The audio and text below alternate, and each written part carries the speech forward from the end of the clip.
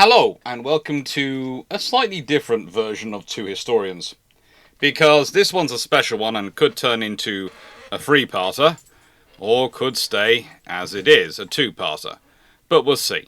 It's myself and my good colleague Drac having a nice long discussion about dreadnoughts that might have been, about battleships that might have been. And we're doing this because of Japan 2025 and the trip we're going on. And you might notice the website has been updated. I apologise now, I was the one who updated it. It's usually done by Gareth the Brit, who is, as we all know, far better at this stuff than me. He is the artiste, I am the technician. But time was running on, and he is, as all my colleagues are, incredibly busy. And I went, thanks to having recent job fun, I have some free time. Let me do it. So I've set it up, and we do now have the Japan trip working.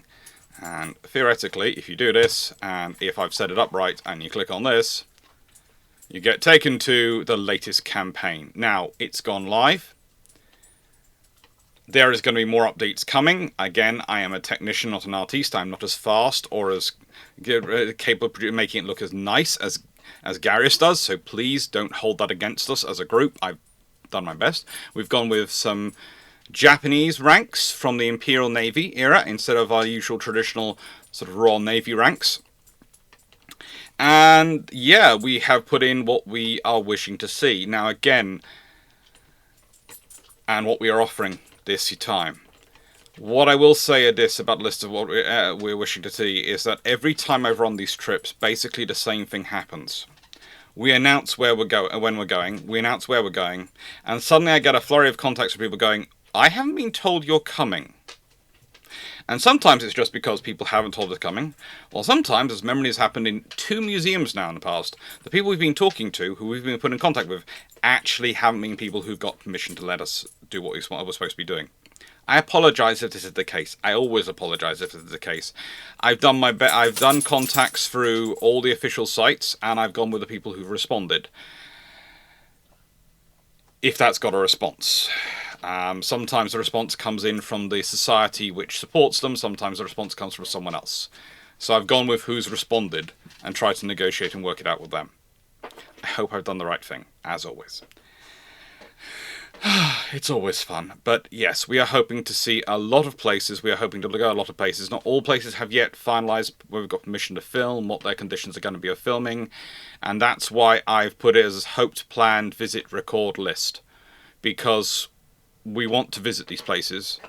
We hope to record. Because they are some beautiful history and some beautiful stuff. And well, yes, the Mikasa is there. We are shameless about what was the first and largest instinct for going out there, but the moment we went, well, if we're going out to Japan, it's going to be quite expensive. The flights, the hotels, that's roughly $5,000 a person. Okay, if we need to raise that much money, we need to be doing something worthwhile, and it became very clear that the hotels weren't as expensive as the flights. Sorting them out, and there's a lot of history. There's things like the Nippon Maru, the Meiji Maru, and there's all sorts of other museums and ships we want to go see. We really do want to go see. And there's temples. There are 2 temples on our list. There's the Tokuhachira Shrine, and there's the Inoji Temple. Plus, there's several universities which we'd like to go and visit and hopefully have contact with. And again, I've been trying to contact them, and hopefully I've been contacting the right department, because I'm usually contacting through their public advertised email address. So that's what I have to do. Anyway, with that all being said, thank you very much. Now, this video, as will be revealed in part 2, could have a third part. There could be a third part to this video series, which would be a live. So I want you to watch, I hope you enjoy these videos, and I want you to watch them with the idea of, would you like to have the live that we propose at the end of part 2? Would you enjoy it? Anyway, thank you very much for your support. Thank you very much for helping the channel. The link to this should be down below if I've done everything right, and Just thank you for your support. Thank you for making all the things we've done in the past possible. We've done Australia, we've done Scandinavia, we've done Canada, all thanks to your kindness and your support. I really cannot emphasize this enough. It's all thanks to you and your kindness. Anyway, to the two historians. Hello, everyone. Now, this happens occasionally. Me and Drac decide that instead of just having our conversations offline when we're on airplanes and the random conversations we've had on top of the roofs of sheds, we actually record some of them.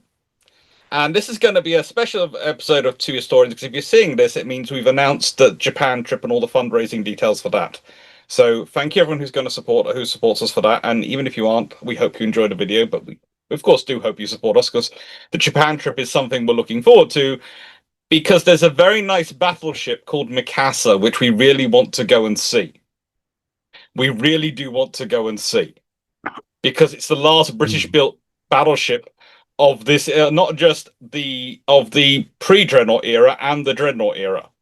It's the last one that's still around that you can go see. It's sitting in Japan. It's like, and I don't want to emphasize this too much because my friend might reach through the computer screen and kill me. The last British-built submarine of the 1920s and 30s is sitting in Tallinn, Estonia. But none of us realised before we got there that it was sitting there. Well, it's like the last British-built destroyer of the 1910s is cosplaying as a shrine in Thailand. Yes, and then there's the last Travel-class destroyer is sitting in Hamilton, Ontario, Canada, and the last Flower-class corvette is sitting in Halifax, Canada. And you sit there and go, the British, we built enough of these ships. We're not very good at keeping them afterwards, after we just use them, are we? We're just not. But today we're going to be talking about dreadnoughts that weren't built. Kind of like the carrier discussion we had. We're talking about dreadnoughts. We're being very specific because, well, you see, there's many options for us to do in the whole battle. If we did battleships that weren't built, we'd probably be here for the next 2 days.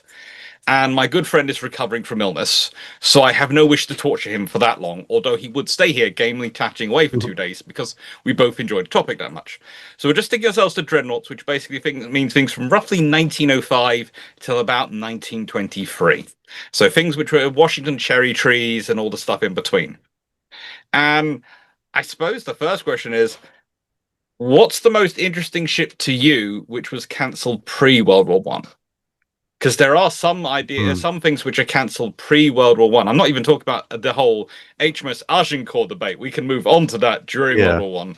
We can have our debate again in a bit. But there's some cancelled pre-World War One that I think would have been kind of.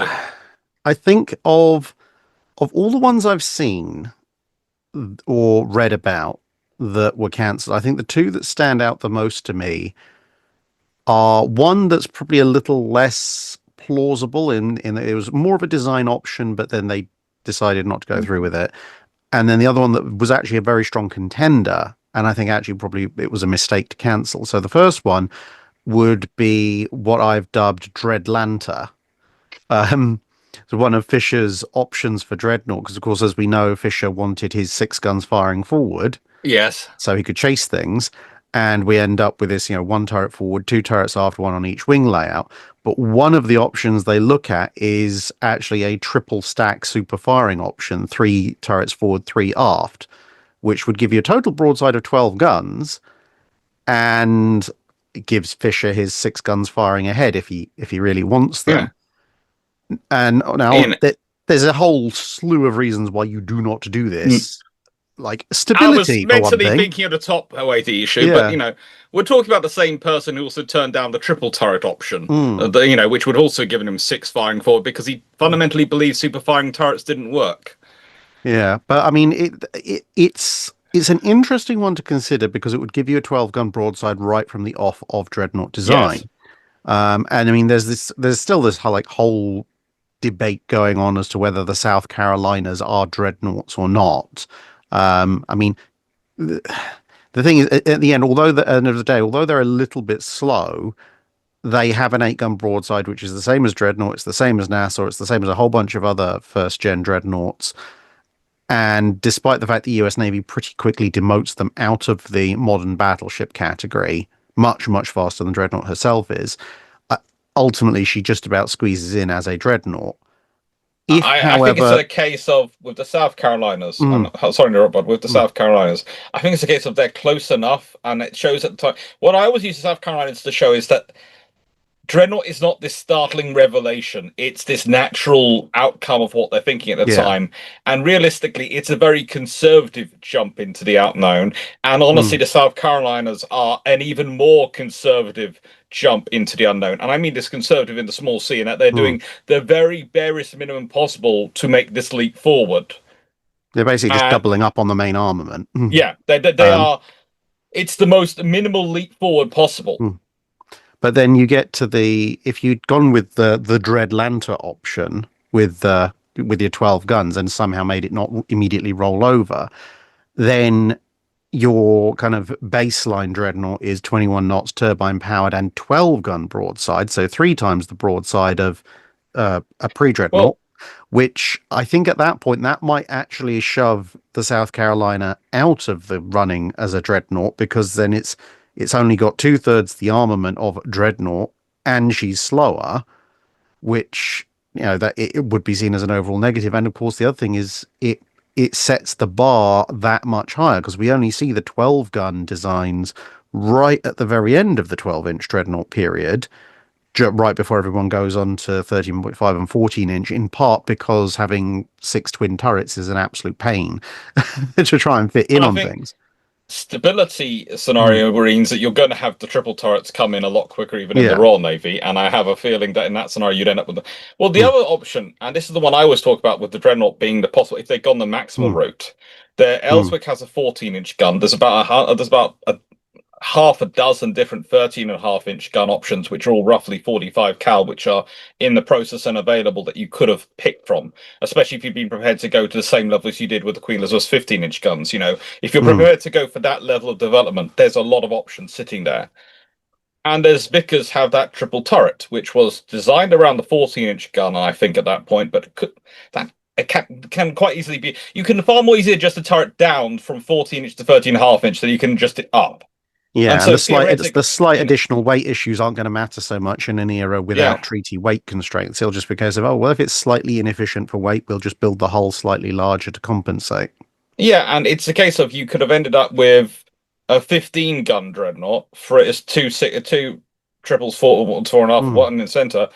The thing is, the extra length and the reduced beam, because with that at the Dreadlanta, mm, you would not have a reduced beam to accommodate all that weight going up. You would not get a reduced beam. yeah, But with a triple turret scenario, you would have a reduced beam in contrast to the wing turret design of Dreadnought. You'd actually probably end up with a 22, 23 knot design, even if you went with the same power, because it'd be longer and the mm, beam would be commensurately thinner in comparison. yeah, And because you so don't have to you'd fit the wing turrets. and at that point, I think under that scenario also, so there's so many different options which do Mm, make the South Carolinas not be part of it. But the thing is, that's not what navies were about at the time. They were going for a safe thing. They were going for a sure thing. And that's what they're really trying for. It's only later on in the race they start pushing for other options. So they start really mm. pushing them through. Well, that kind of leads me on to my other one, which I think is a more realistic design, and I think probably they should have gone for it. And that is one of the alternates for the St. Vincent's, because of course you have X4, the Yeah. fusion design for the Bellerophons, but then when they're looking at going from the 12-inch 45 to the 12-inch 50 for the St. Vincent's, they actually look quite seriously into the triple 12-inch layout.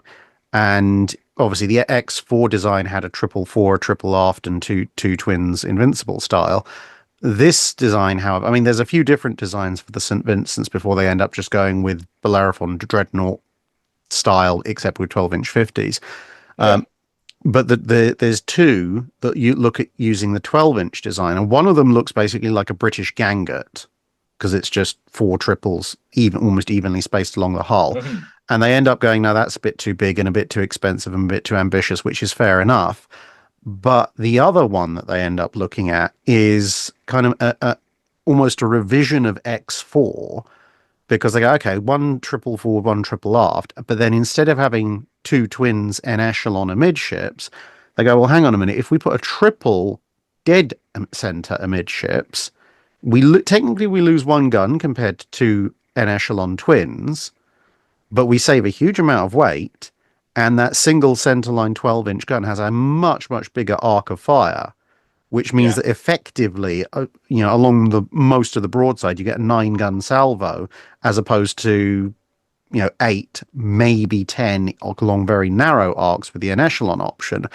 And that actually is kind of like the runner-up in the St. Vincent design. It's quite popular with the Navy right up until the last minute when suddenly a mixture of budgets and budget cuts and politics makes them go for the safe option.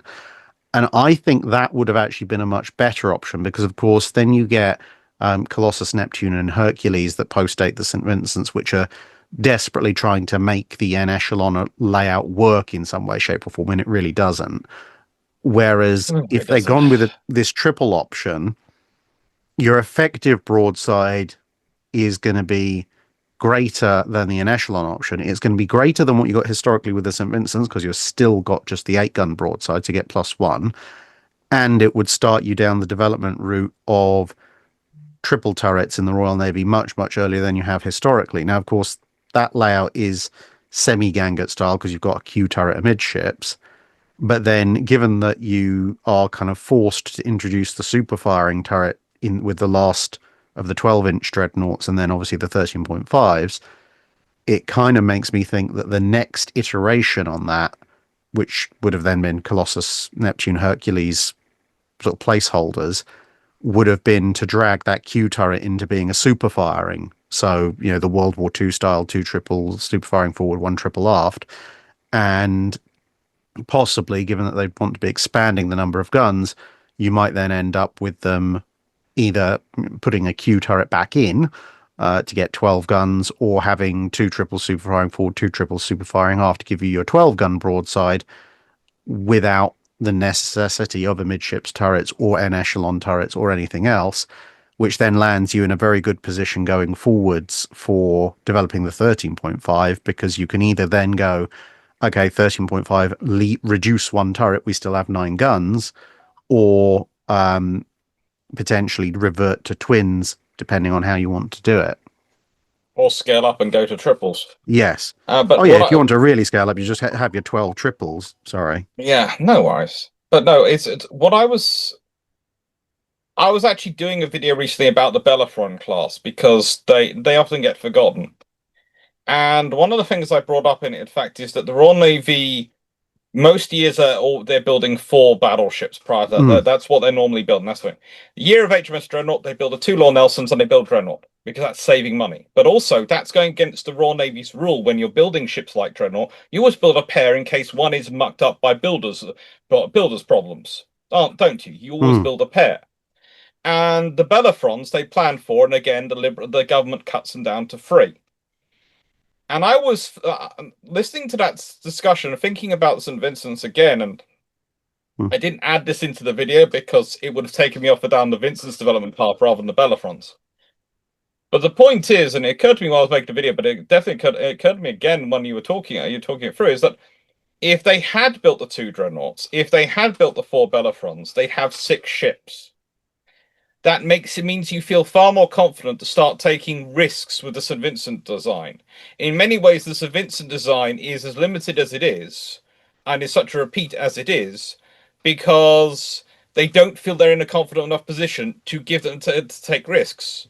And there again, though, they cut themselves down to 3 ships again, and that means they end up with, they've only got 7 ships in service when they could have had 10. And it's the weird thing is when you start to look at the Anglo-German naval race and you realize that if the British hadn't cut themselves, tried to save money at the early points, they would probably have been so comfortably in the lead by the point you get to about 1912, 1913. There wouldn't have really been much of a worry from the British perspective about the Germans. That in some ways, the reason they find themselves in such positions in 1913-14 and forced into politics, which they don't necessarily want to do, is because of their own attempts to save very measly amounts of money when you consider total of government spending back in 1905. Because each of those ships cost roughly well, they cost 1.76, 1.78 million pounds at a time. Somewhere in those regions for most of those ships. They're roughly that in pricing. You think about that, for the cost of that, for the British government, considering all its spending, okay, maybe you deactivate some of the older battleships more quickly. Maybe you retire some of them more quickly to give you this extra budget and crew to crew these newer ships. But it works out, and it means that you don't find you're taking advantage of your infrastructure for your dreadnought race. Which does, of course, lead us into sort of the next part, which is most of the next group of ships, which are after that period, but which are later, which aren't built, are the designs for various other countries, which are options. And there's the variants of the ideas for the Congos, which would have made them true fast battleships rather than battlecruisers. There's the various South American arms race, the various designs. Some of the designs put forward by the Americans for the Argentinians are pretty darn interesting. But there's the fact is there's a lot of options there which would have been interesting ships to see, and it's when you start to realize just how conservative, and I know I keep coming back to that word, this sort of pushing forward is. It likes the press often and the marketing of these ships often marks them up as these great leaps forward, but they're really not. They're Well, really an not. awful lot of the time during the pre-war period, the sort of the developmental cycle. I mean, the St. Vincent's are the classic example, but even the Bellerophons and X4 are to a degree of this. Is the Royal Navy keeps coming up with something that would be maybe a generation or two ahead of the commonly perceived nowadays battleship development cycle. And they get very, very close to ordering it. And they're like, yep, this is it. This is what we want. We want four of them. They're going to cost this much. Everything's going fine. And then at the last minute, the Treasury steps in and goes, yeah, but what about if we only gave you 80% of that money? And then they have the Yeah. fallback option, which is the iterative on the last design idea. Yeah. It's one of those things is that you sit there and you look at it and go, there's two options here. Either the Royal Navy is marinating on the idea before they actually bring it into purpose. Mm, They're marinating on it. Or the Treasury really does understand the cost of everything and the value of nothing. Because when you consider the focus that there was on Britain's navy providing a technological leap to act as a deterrence to conflict, like Warrior had been seen to achieve. mm. And let's be honest, she is. We won't talk. We'll do another video someday on the ironclads which weren't built, because that's a fun one for me and Drac to spend a couple of hours really being quite rude about some people. But the fact is, Warrior and Black Prince also suffered from that. They are a frigate, ironclad frigate, when they could have been an ironclad two-decker. Who knows what we call them at that point? But the thing is, it's the same thing going on here. It's always the case of, well, we could go further. We could take advantage of our technology. We could take advantage of our infrastructure. We could push it further. But there's a limitation to it. And it's like the limitation of the South American nations was always what could they actually support themselves when they were being realistic. Mm. When they were being realistic. With Japan, it was how much foreign currency did they have to actually pay people? That was usually an issue, even at this point. Mm. But no, there are some interesting designs. Of course, the Brazilians really do try and push the world for the world's largest, most guns, most everything on what becomes Agincourt. Yeah, well, I Yeah. think the Brazilians, in some ways, they get a little bit sidetracked by all the kerfuffle that surrounded the Minas Gerais class, where Mm. people were like, "Oh no, there's no way Brazil could possibly be ordering this ship, because if Brazil was ordering this ship, they're going to have the most powerful battleships in the world, and there's no way the regular powers would allow this. So it's got to be somebody else using Brazil as a masquerade." And because of the rate of naval technology advancing, by the time they were delivered, and it has actually no, yeah, they were for Brazil all along. Although they're the most powerful battleships in the water at that point, there are half a dozen far more powerful units on the stocks already. Yeah. I think in a way, Brazil like maybe got a little bit carried away with that press and was like, ah, most powerful ship, you say? Yes, we shall have most powerful ship. I Yeah. mean, to a certain extent, there is a degree of wisdom in that when it comes to the South American dreadnought arms race, because it's the one dreadnought arms race where overall numbers are so small that if you have one super duper doom ship, it might actually tip the balance of power. Um, the only problem with that, of course, being that that's relying on everybody else to realize the balance of power has been tipped, and you can't crawl it, claw it back by just ordering more. I suppose there's also the advantage that when they turn up to meet with the U.S. Congress, they can just point out again and go, "Yeah, we have more powerful battleships than you. We have more, Mm, yes, but ours are more powerful." And just watch various American congressmen rush back into the Senate floor to tell the U.S. Navy to order the Tillman designs. yeah. But then, Oh. I mean, you kind of see this pattern repeating itself, as I said, all through the pre-World War One period, when you look at the various designs that are picked, because usually if we think about, what you get once you move past the 12-inch designs to the Orions, the King George V's, and Mhm. the Iron Dukes, almost always there's kind of what you might call the heavy design with more guns and more armor than what you get historically. And then there's a light, fast design, which in some ways, I have a suspicion they're almost using it as kind of a high-end reference for a battle cruiser. They're kind of the lightweight design for the battleship and the heavyweight design for the battle cruiser look very suspiciously similar. To my Um, mind, it's sort of the Royal Navy moving towards the fast battleship, which is they know to an mm, extent they need because they need something which can do the fighting of a battleship and hold in the line and actually fight peer opponents in a fight like a mm, battleship. But they also need something which has the strategic speed of maneuver of a of something like a battle cruiser. They need fast units because they've got to defend such a vast empire. Their Achilles heel is always going to be is the Navy going to be where you need it when you need it? And if it mm. isn't, how rapidly can you get it there? Yeah, and then of course you end up with kind of almost always going for the middle option, which Yes. is your 10 gun, 21 knots, however much armor we can fit on that. But all these bigger and heavier and lighter and faster designs do exist. And I mean, in a lot of ways, the Queen Elizabeths are the ones that buck the trend because they're looking for this slightly faster idea. But the Queen Elizabeths are radical in their implementation. They're not radical in their thinking. Because Oh you look no. through the Queen Elizabeth design options, and there's exactly the same spread. There's a 10-gun unit that goes at 21 knots. It literally is the Iron Duke where someone's run it through a 20% upscale. Um, Yeah. and there's even heavier options on the table. There's at that point they're looking at triples again. So there's Yeah. some really weird odd number like 11 gun designs where you've got a mixture of twins and triples. There's a 12 gun design that looks very suspiciously like a British version of an American standard. Um, and then you've got obviously the lighter, faster 8 gun design, and that's just the one time that people actually build the lighter, faster 8 gun design.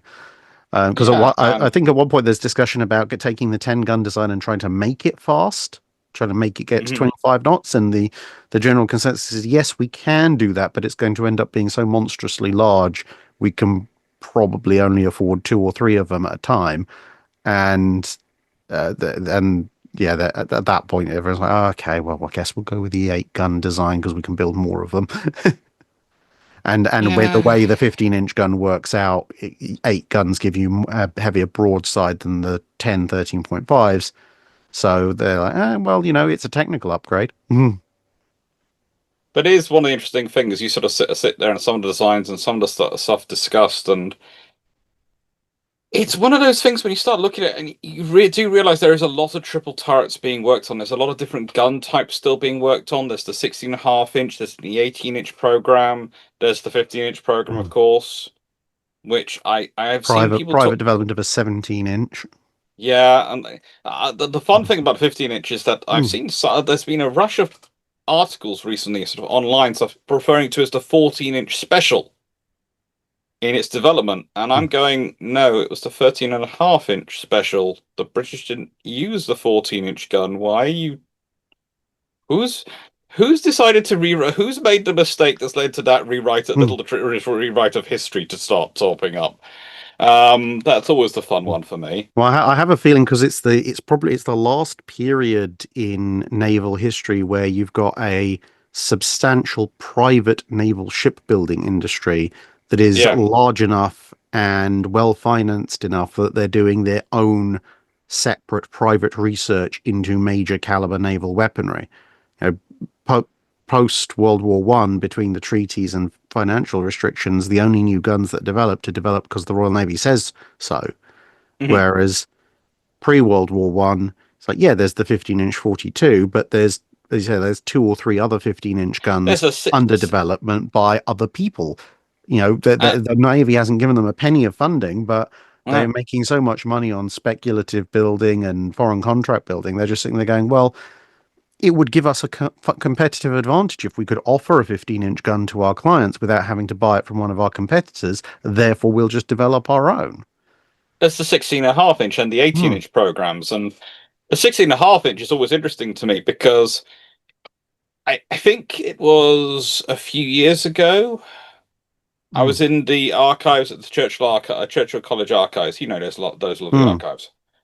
And I was reading through some of the papers of, what's the historian? The guy who did the official history, naval history of World War Two. Corbett? No, Not that's one. Corbett. That's Cor He does World War One. It Hmm. was Marder?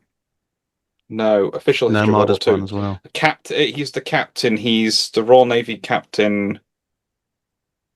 Oh, good Lord, we're both looking like They're idiots both now. one blank. We're both gone completely blank on it at the same time.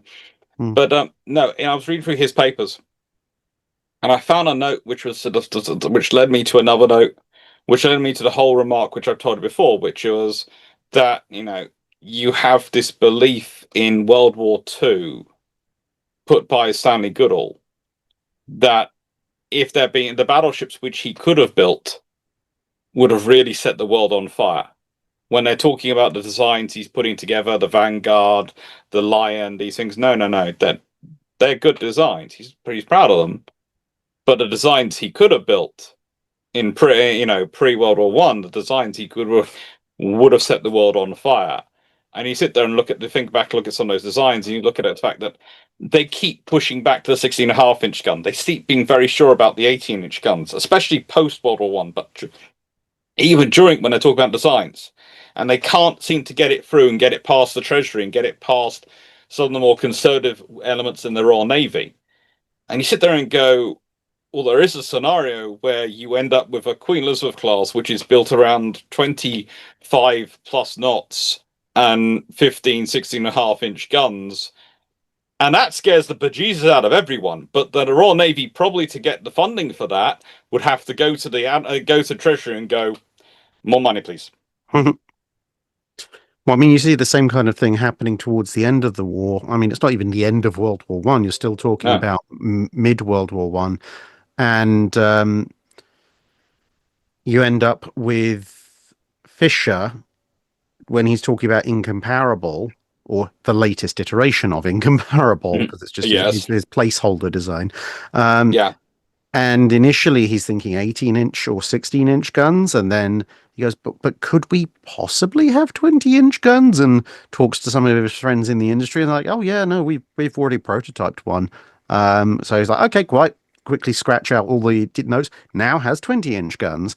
And then the sort of the tail end of the development of Incomparable, at least in Fisher's notebooks, it kind of ends with him having a chat with another one of his friends in the gun making industry, and they're like, well, we've tried making the breech of a 21-inch gun, and we're working on some slightly bigger ones as well.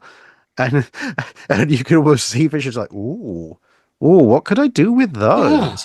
And then of course he's out of the Navy, so it doesn't make much odds. But it's a very different world, But when It you've is got a companies doing, I mean, let's face it, the 1910s, we're not too far. We're not more than five years removed from companies building entire warships privately on no. speculation. Admittedly, by the Dreadnought races, the ships have got a bit too big and expensive to be building on speculation, but they're still building a lot of individual systems, including, as it turns out, super heavy artillery, purely on speculation. And I think this is something that people occasionally miss, which is, yes, you can chart the development of what Britain could build by looking at what the Navy was financing, what the Navy was wanting, what they were asking for, but that doesn't actually give you the entire picture. If you want to look at some of the real extreme end case scenarios of what they could do, you have to look at what private industry was coming up with. And also, this is one of those scenarios where you sit there and you have it's weird to explain to people, but this is what I have to explain is that the firms like Armstrong, Vickers in this period, they were not the Lockheed Martin or the various companies you have today in terms of defense. No, they were the Google of their era. Mm. They were the massive hulking tech firms.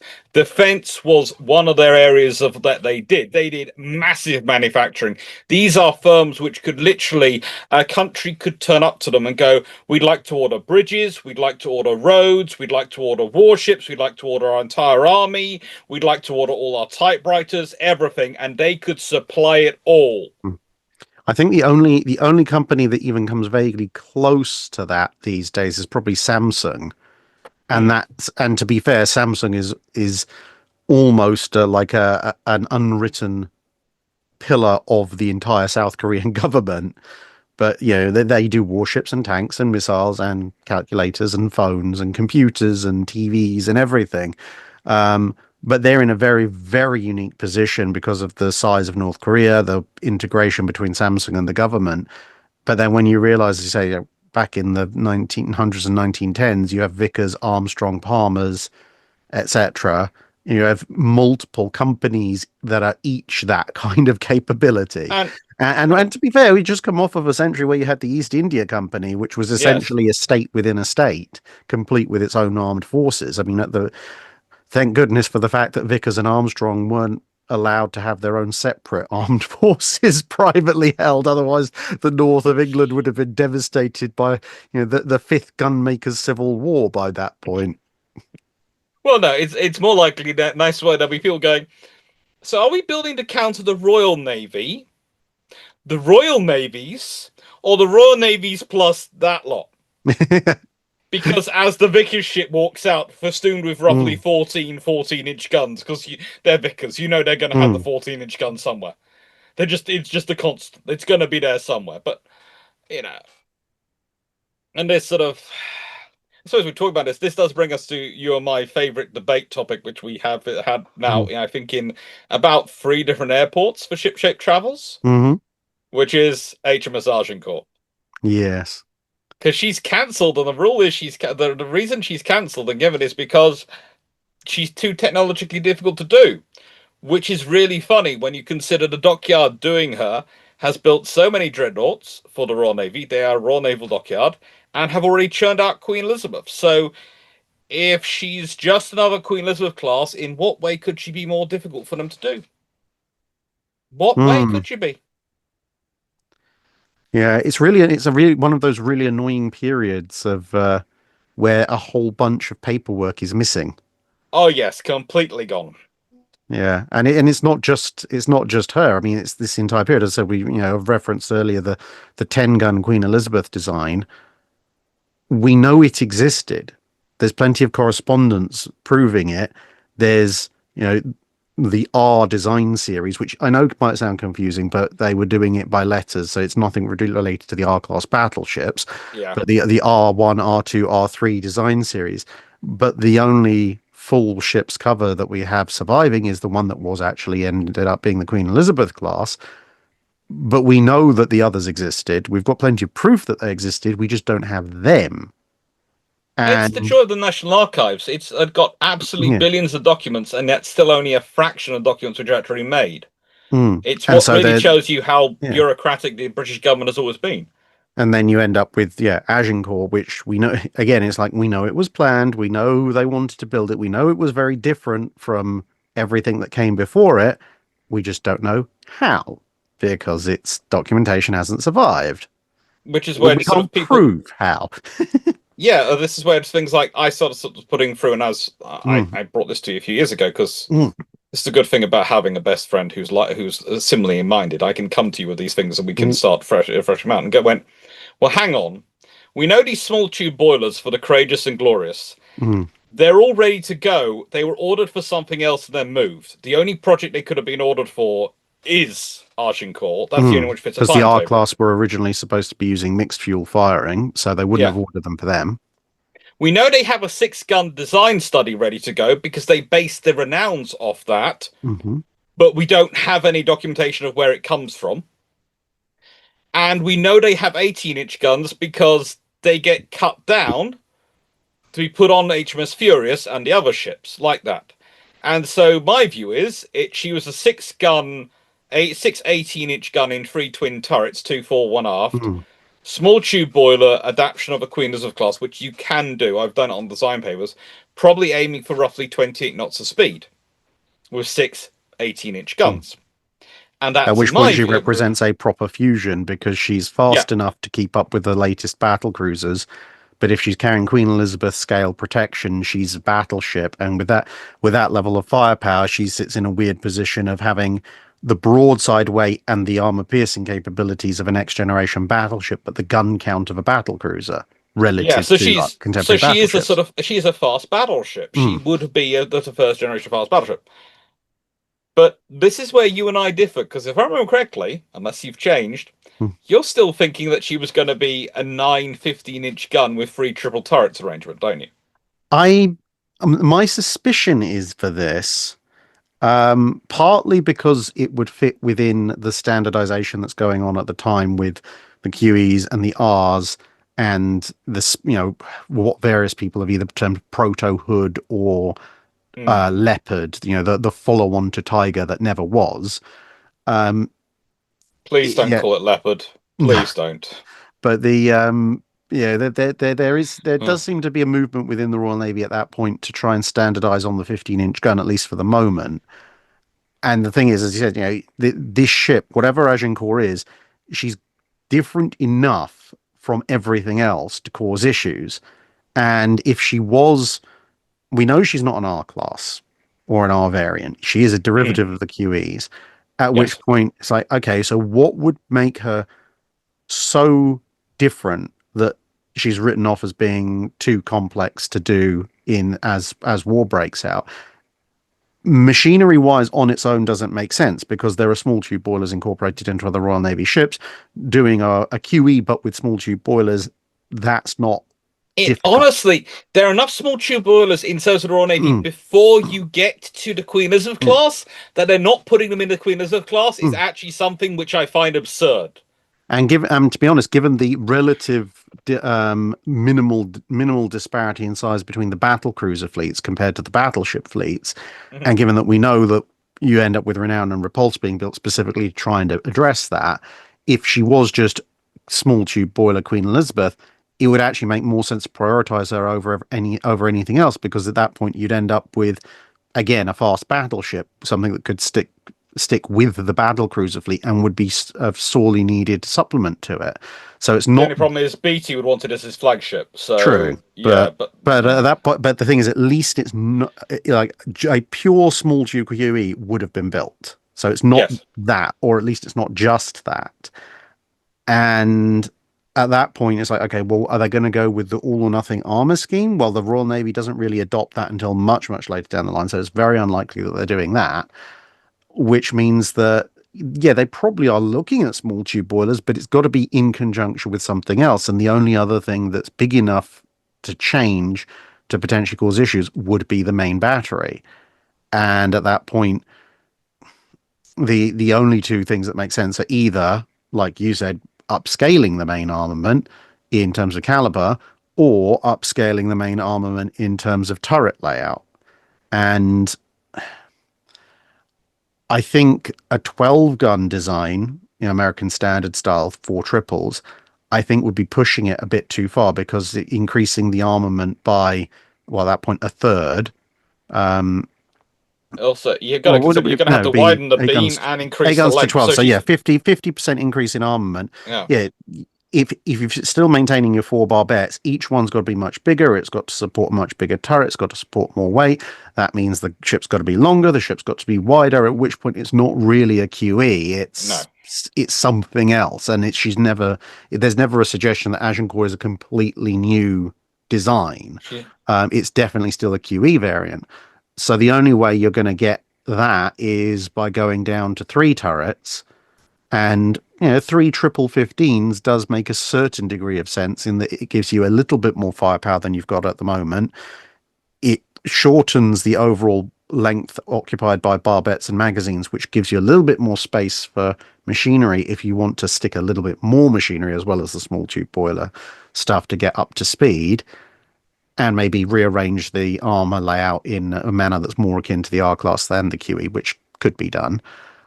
So I think what we're looking at with our two separate ideas is essentially that kind of that high-low mix of the triple 15 QE with small tube boilers is the conservative step up. It's the next I'd logical say generation of design, it's. whereas the twin 18 is the Royal Navy pushing the boat out and going, but this is what we could have. You see, I wouldn't say that. I'd say, look, in a nice way, the Royal Navy at that point has decided the triple turrets were constantly the more complicated thing. And every time, instead of going the triple turret route, they've just gone for the bigger guns. Mm. So it's a twin turret. So it's keeping it to a twin turret mechanism when they're happy. It's just going up the guns. And to me, that's actually the more conservative route for them because it's just repeating what they've done already before. They've just upped the guns. They've upped the gun Yeah. size. I suppose the main thing for me at that point is that we're talking about 1913, 1914. At that point, Vickers has already built and exported triple turret designs. Yeah. So I But the Royal think Navy hasn't adopted them. they haven't adopted them, but in terms of a known technology, if you go to, I personally, my feeling would be if you went to the manufacturers and said, look, can you do this? I think in 1913, 1914, asking Vickers, Armstrong, etc., can you do us a triple 15-inch turret? They're going to be a lot more confident about saying yes, and it'll work than they would be in 1906, 1907, where it's kind of, well, it might, and we're building some for overseas market, but we haven't really got any proof that this is going to work properly yet. And that is, of course, the British tradition, if you consider from the Warrior, which was the legacy of Mm. they'd already built that for parts of it, for part of for themselves, for other people, and then they just bring it together for Warrior and go. So everyone now forget that the French kind of got here first, Hmm. and everyone kind of does because poor Gloire is sort of looking at it going, "But I was here first, but you're tiny and barely move. I'm sorry, Gloire." As important a special as you are, you kind of get immediately overshadowed by the fact that the British not only build that, they build two of them. But I think the reason I go again with the 18-inch, and this is the thing is, it's 18 inches supposed to be 15-inch. It's also the British know the Americans are jumping up to 16-inch, and they might want to standardize on the 15-inch, but they also don't want to have the Americans to be bigger than them for a status perspective. And I think that does factor in, but also it's a difficult one because you have, and this is what I'm always trying to stress to people, you have a quantitative race going with the Germans between Britain and Germany. There's an Anglo-German quantitative race in terms of numbers. And in terms of the Germans, how many ships they're building, how many British are building, and all these things. But you don't have the qualitative race going on, which involves the Italians, the Japanese, the Americans, and the Brits primarily. Occasionally, Austro-Hungarians getting involved. The poor French crying from behind us; they're still recovering from Junacol. The Germans going, please don't, because every time they step up the cost of them, the army is just looking at them going, "Are you costing how much now? How much? You really want to keep costing this?" And so you've always got to add that into the mix, and people miss that qualitative race because it's between nations which, at this period, were broadly speaking, not necessarily enemies, but they were more friendly rivalries going on in terms of who's got a big. But I try to explain to people usually as it's like the equivalent of two friends who both who are sort of competing at the same time as being friends, are competing over who has the biggest and best car. I lose every single time with you because you have these lovely, great big Volvos and I have a little Volvo. It just happens. It's just constant. But the thing is, That's what they're doing. They're just competing. They're just competing to see who has bragging rights almost and who has the status, and that's what and it really is that shown that way when you consider they're sharing boiler technology between them. They're sharing turbine technology between them. They're sharing all sorts of the gunnery technologies being shared between those four powers. And it must have been quite galling in a way for the Germans at the time to be looking over things, thinking they're competing, and then watching these powers jumping up and keep pushing boundaries, and they're working almost together because, well, the example I tend to use is Brown Curtis. You know, this great big turbine producers where Curtis produced these turbine designs, send them across to Brown in the UK, who then refine them, and then Curtis go, can we please look at what you've done here? It's almost like Brown, the Brown shipyard becomes this tuning company for Curtis when it comes to turbine design. It comes over to the UK and they're just looking at it going, what have you done? And of course, that's who eventually builds HMS Hood, etc., and all these things. And then people go, oh, it was a shock to the Americans. It wasn't. Because it's going backwards and forwards through the informal engineering network of the American engineers who work at Brown's. At one point, Brown's is headed by an American. The senior architect at Brown's is actually an American. And the Brits engineers going back to Curtis, etc. And there's all this sort of informal net intelligence information transfer going on. And same with Japan, some of their boiler designs and things, they're just feeding into the mix. And it does make it interesting. I think the other design from this period, which you and I often talk about, is the Francisco Caracola. Caracola. Mm-hmm.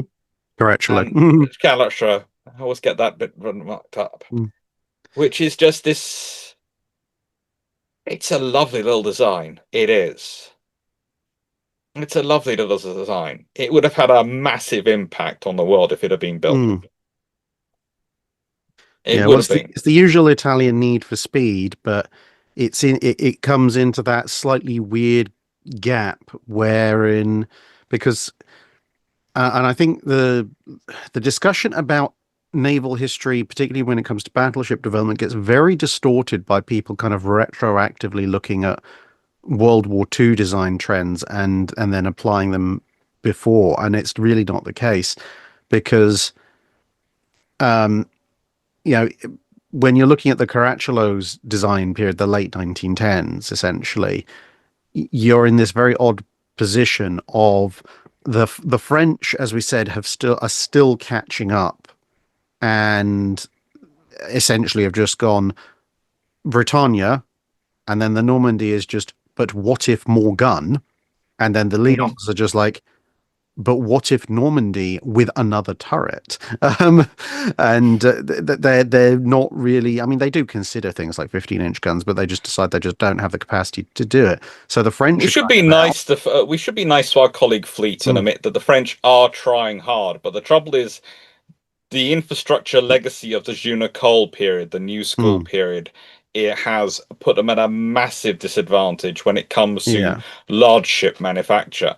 And combined with their internal politics, they're trying to first prepare for and then actually fight World War One, which has a slight diversion of effort towards the French army.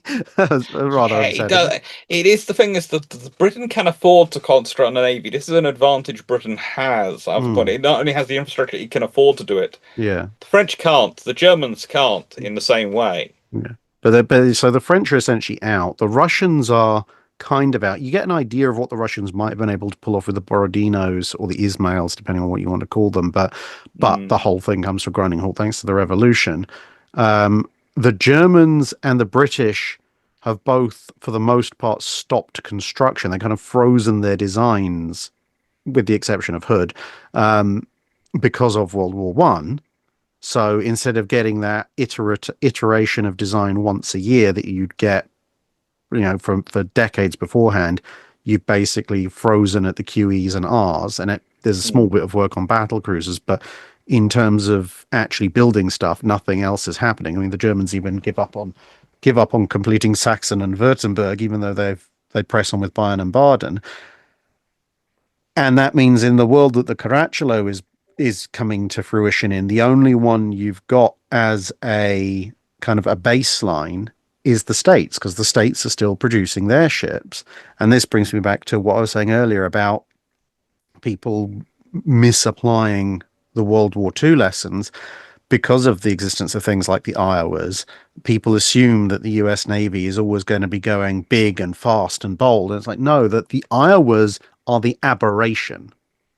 And to a certain extent, the whole US fast battleship line, such as the North Carolinas and the South Dakotas and the Iowas, they're the aberration in US battleship design trends. If you look at what the US is designing in World War One, pre-World War One, immediately post-World War One, and compare that to what their contemporaries are designing, the Americans are always in favor of protection, then firepower, and then in a very, very, very distant third is speed. Well, it's Which is all almost about keeping that's your. almost inverted when Yeah. you get to the fast battleships, where the Americans, they want their speed, they want their firepower, and to a certain extent, not that they're badly protected, but compared to what they could have done, and you look at the Montanas, for example, protection is the thing that takes a distant third in US fast battleship design. But World War One US battleship design, it's the protection and the firepower. They kind of don't care that they can be outsped. Because they're thinking primarily about a defensive fleet, at which point you have to go to them anyway. So the fact they're slower doesn't make as much of a difference compared to a fleet that's designed for more offensive roles. But then And that means that the Caraculos are coming into existence in a period where the latest and greatest battleships that are actually being built are 21 knotters. And compared to them, Caraculo is ridiculously quick. mm, Whereas if you think about, okay, they've gone back to 22, 23 knots with the R's, but given that the Royal Navy was aiming for 25 knots with the QEs pre-World War One and could have gone faster had Jellicoe got his way with the small tube boilers, in a world where battleship design trends had continued the way they were looking, the Caraculos wouldn't have been revolutionary. They would have been essentially the Italians keeping up with the latest developments, and the but thing they're left in is, isolation, and so they look yeah, far more advanced and radical. yeah, and the thing is, it is that line of battle. It's the trouble is, in World War II, we moved to a task force operation system. In World War One, and in for many of the years afterwards, you're still looking at a line of battle doctrine and a line of Mm, battle system, or where they're thinking about working together as a cohesive unit. Because the major lesson which came out of Tsushima was cohesion works. The mm, Japanese were a cohesive force which worked together and were able to do these long range fires together and smash the Russians. That's the lesson that most of the people seem to take from Tsushima at the time. And therefore, if you can build a cohesive battle line, you are going to be more successful, which is why you go 21 knots is fine, because then we can keep them together, we can have a cohesive battle line. For mm. the Queen Elizabeth, 25 knots was fine because they were a fast battle line to push to sort of push if the Germans had tried to turn the front of the Royal Navy's fleet with their battle cruisers or something like that, they wouldn't have been fast enough in comparison to the 25 knot Queen Elizabeth to be able to steal enough speed to be able to do that, especially in the face of the Queen Elizabeth being able to actually stand and fight with their armor and having 50-inch guns and the range those guns gave them to engage them and the firepower they give them. So that was the sort of the point. But this does also make it kind of interesting because people forget that the Americans, again, like the British, do have this whole sector of looking at slightly better designs than they actually end up building. They do keep going, almost looking at going, what could we build if we were able to? What could we build? And I know Tillman's the usual catch-all we use because those are these ones asked by a senator whose politics are frankly absurd. Basically, it's his state is all that he cares about, and Mm. realistically, the reason he wants the U.S. Navy to have massive battleships is they'll stop asking for money for battleships and then build cruisers, which he can get built in his in the naval yard in his own district. That is his entire policies. Okay, it's not because he loves the Navy; it's just because he wants cruisers built in his own yard. But leaving that to one side, the Americans are also keep looking at these options and keep choosing cohesion, as you say, because Mm. yes, the South fast battleships, etc., are the aberration, but they're also the world has changed. They're the Yes, we still need battleships because people sometimes go, well, why are they building battleships at all? No, you still need battleships in the 1930s, 1940s. You still need them. They're still a vital part of your arsenal. But you don't need battleships in the battle line anymore. You need them for these movement operations, which means you Mm. need a fast battleship. It And the means you need treaties the have had a lot to advantage. do with that as well, because Yeah, by limiting the total number of battleships, the fact of the matter is that, if when you can build an unlimited number of battleships, you end up with battle lines very quickly, because even if you split your forces between a couple of different theaters and you've got some in maintenance and repair and so forth, you still have a substantial and enough number of battleships that the only way to really deal with them in an organizational way is to put them in a line of battle. Whereas if you've yeah. limited them to 15, which is essentially what's happened by the end of the treaty period, well, once you've taken away 4 or 5 in repair, reserve, refit, etc., okay, now you're even for the two biggest navies, now you're down to about, let's say, 10. Now think of the fact, okay, we're going to need a few in a secondary theater. Well, now you're essentially down to what would have previously been called a battle squadron, just the Yeah. one. Actually, Um, less than that, you're down to a division because think about it, a mm, squadron was 8 ships, yeah. a division was 4. You're now calling divisions squadrons by Mm, this point because of the reduction numbers, but they are literally you yeah. are down to what was being a division. Yeah. But you're like your entire active fleet that's actually Yeah, online, ready to go, is essentially one battle squadron, and you're yeah, probably only going to have half of that available. At which point, a you don't really have a battle line at that point. You've got four a to half mob. a dozen ships. Yeah, Um, and secondly, even if you did put them in a line, well, it's not really particularly useful because it's such a short physical element that bypassing it, going, destroyer or cruiser squadrons doing end runs around it, or just another fleet that's got a slight speed advantage one way or the other, you know, suddenly, in a battle where you're talking about 20, 30 ships aside, having 1 or 2 fast ships that can get around the front doesn't make too much odds, because if it's, well, we've got, let's say, 30 ships, the other guy has 20 ships and he's got 2 fast ships, well, 2 fast ships going around the head of our column that's 10 ships stronger is just 2 dead ships, 2 easy kills. hmm But if you've only got 4 or 5 ships aside, well, suddenly 2 of them being able to do an end run around your front, that actually now makes an awful lot more of a difference, because that's not going to weaken the enemy line enough that you can kill it really fast. And 2 versus 1 or 2 versus 2 at the head of the line, that might disrupt your line just enough to really be a game changer. So just the limitation on the numbers of ships completely changes the game. But it's an interesting old time once you get into that time period of war.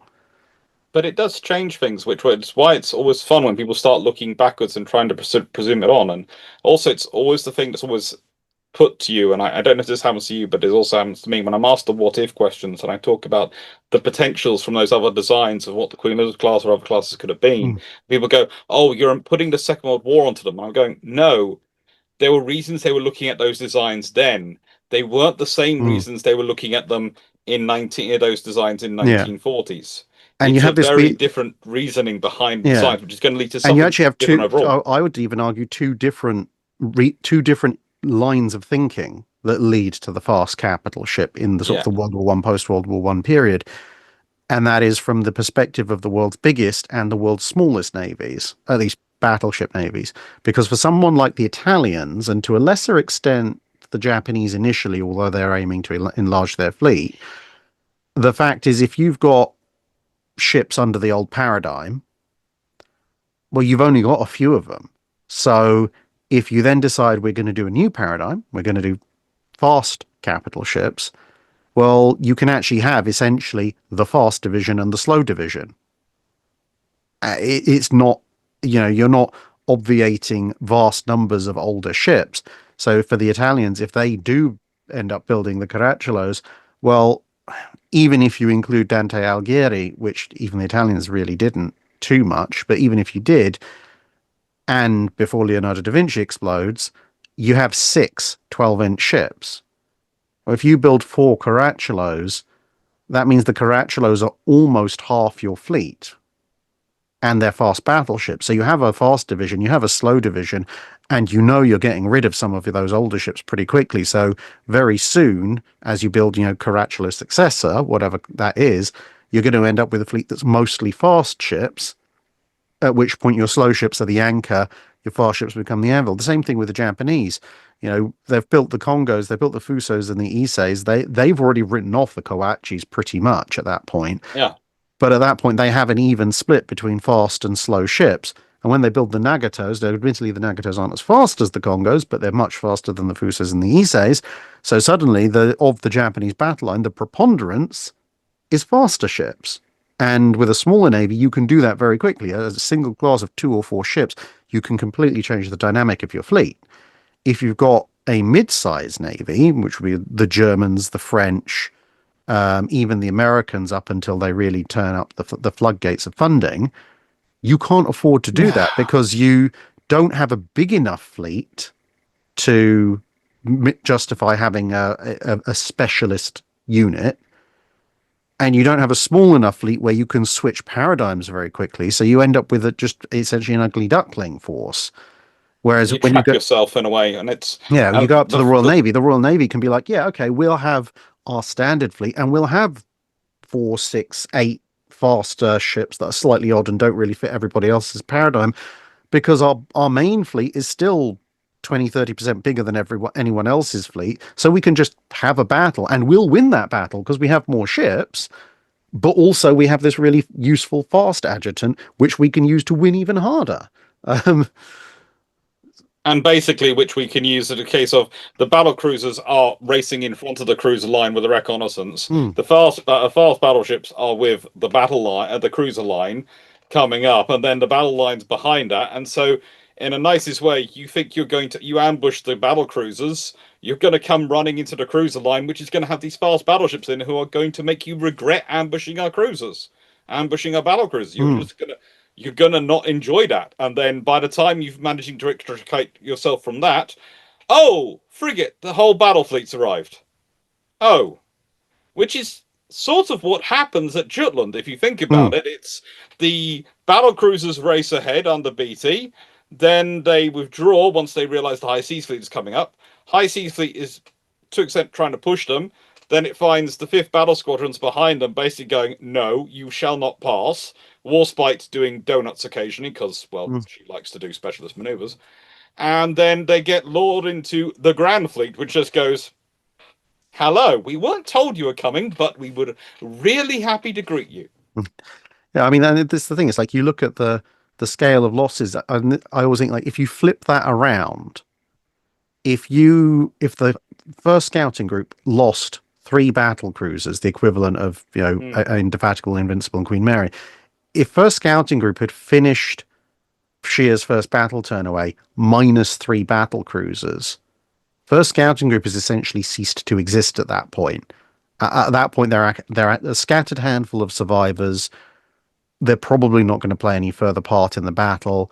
And the whole plan of the High Seas Fleet for the first scouting group to be an integral part of the battle line once full battle is joined is completely down the pan, because if you are treating them as a battle squadron, well, you've essentially effectively lost a whole battle squadron before the battle even starts, even if you have some of the ships physically present, because there's just not enough of them left, especially considering they'll probably be quite badly battered themselves.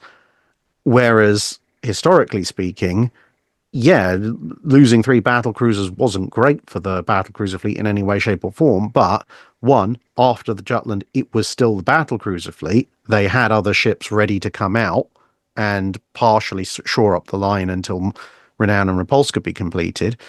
And secondly, it didn't no matter how, to a certain degree, obviously, but no matter how many losses the battle cruiser fleet took, it didn't change the fundamental superiority of the Grand Fleet. Even if every No, single one of that's BT's ships had gone down, the combined first scouting group and high seas fleet are still massively outnumbered and outgunned well, by the Grand Fleet. that's the point. Is that if you add all the German battle cruisers, all their dreadnoughts, and all their pre-dreadnoughts together, you still have less ships at the Battle of Jutland then the Royal Navy has dreadnoughts.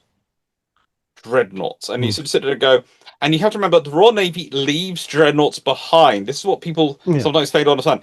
The British have 15-inch gun ships sitting back in Scapa Flow, which Jellicoe refused to take with him because he didn't feel their gunnery was up to Mm. standard.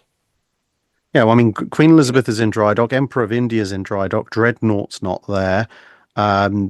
Two of the R's aren't considered worked up enough yet.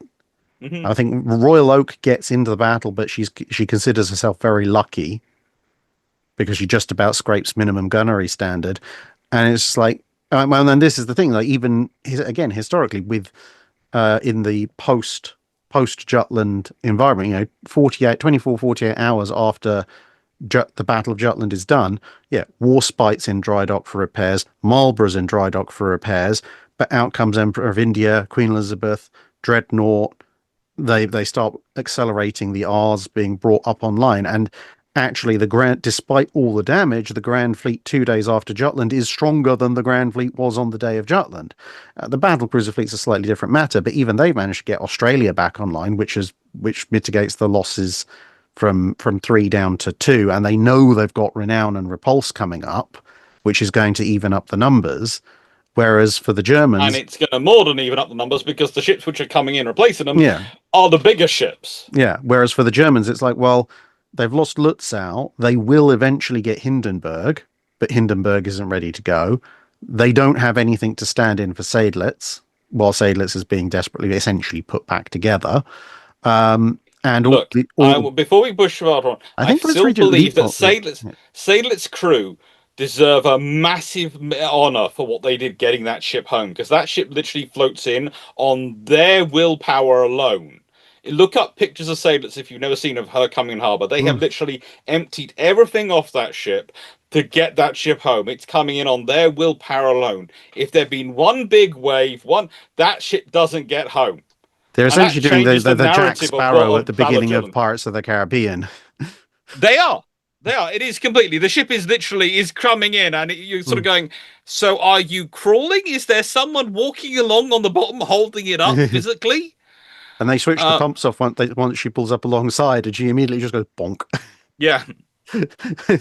um, but yeah, but the thing is, at the end of the day, the Germans don't have. I think they've got, I think it's Prince Regent Leopold, but I think they have one dreadnought that doesn't make it to Jutland.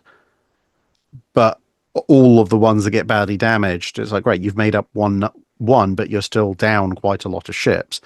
And this is kind of the thing when you are a smaller navy or a very, very large navy, you can afford to take risks in development of new technologies. When you're a medium-sized navy, you can't, partly because of No. the risk and partly because of the potential obviation of your existing forces, and you can't really afford that.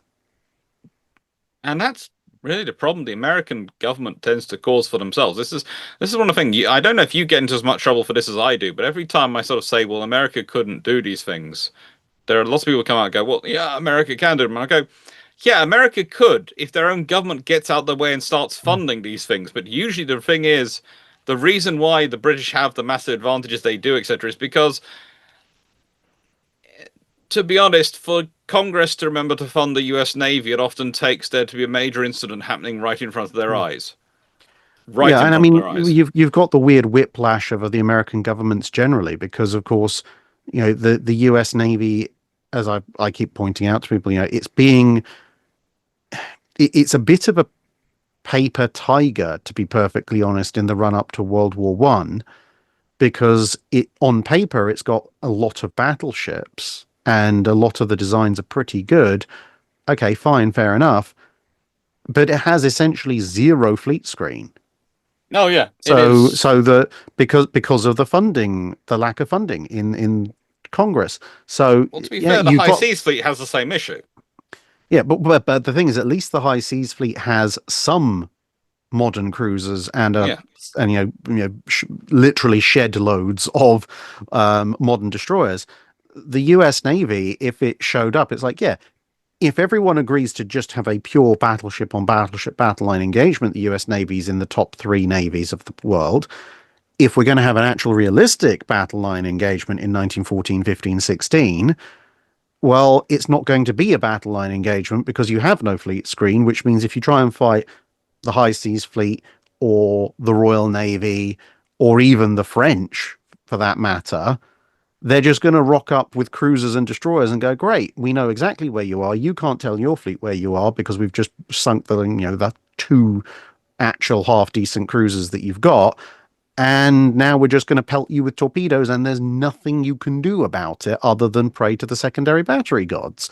Um, and The again, only I thing I think would it's say the post World War II mentality being projected backwards. yeah. People don't realize that yeah, Germany is a new kid on the block, naval wise, because Germany didn't even exist until the latter part of the 19th century. Italy's in the same boat. France, thanks to the Genicolas, almost shoved itself into the same boat. But even with all of those nations, they actually, when it comes to like building pre-dreadnoughts, for example, they are building pre-dreadnoughts in the 1880s and then going into the 1890s.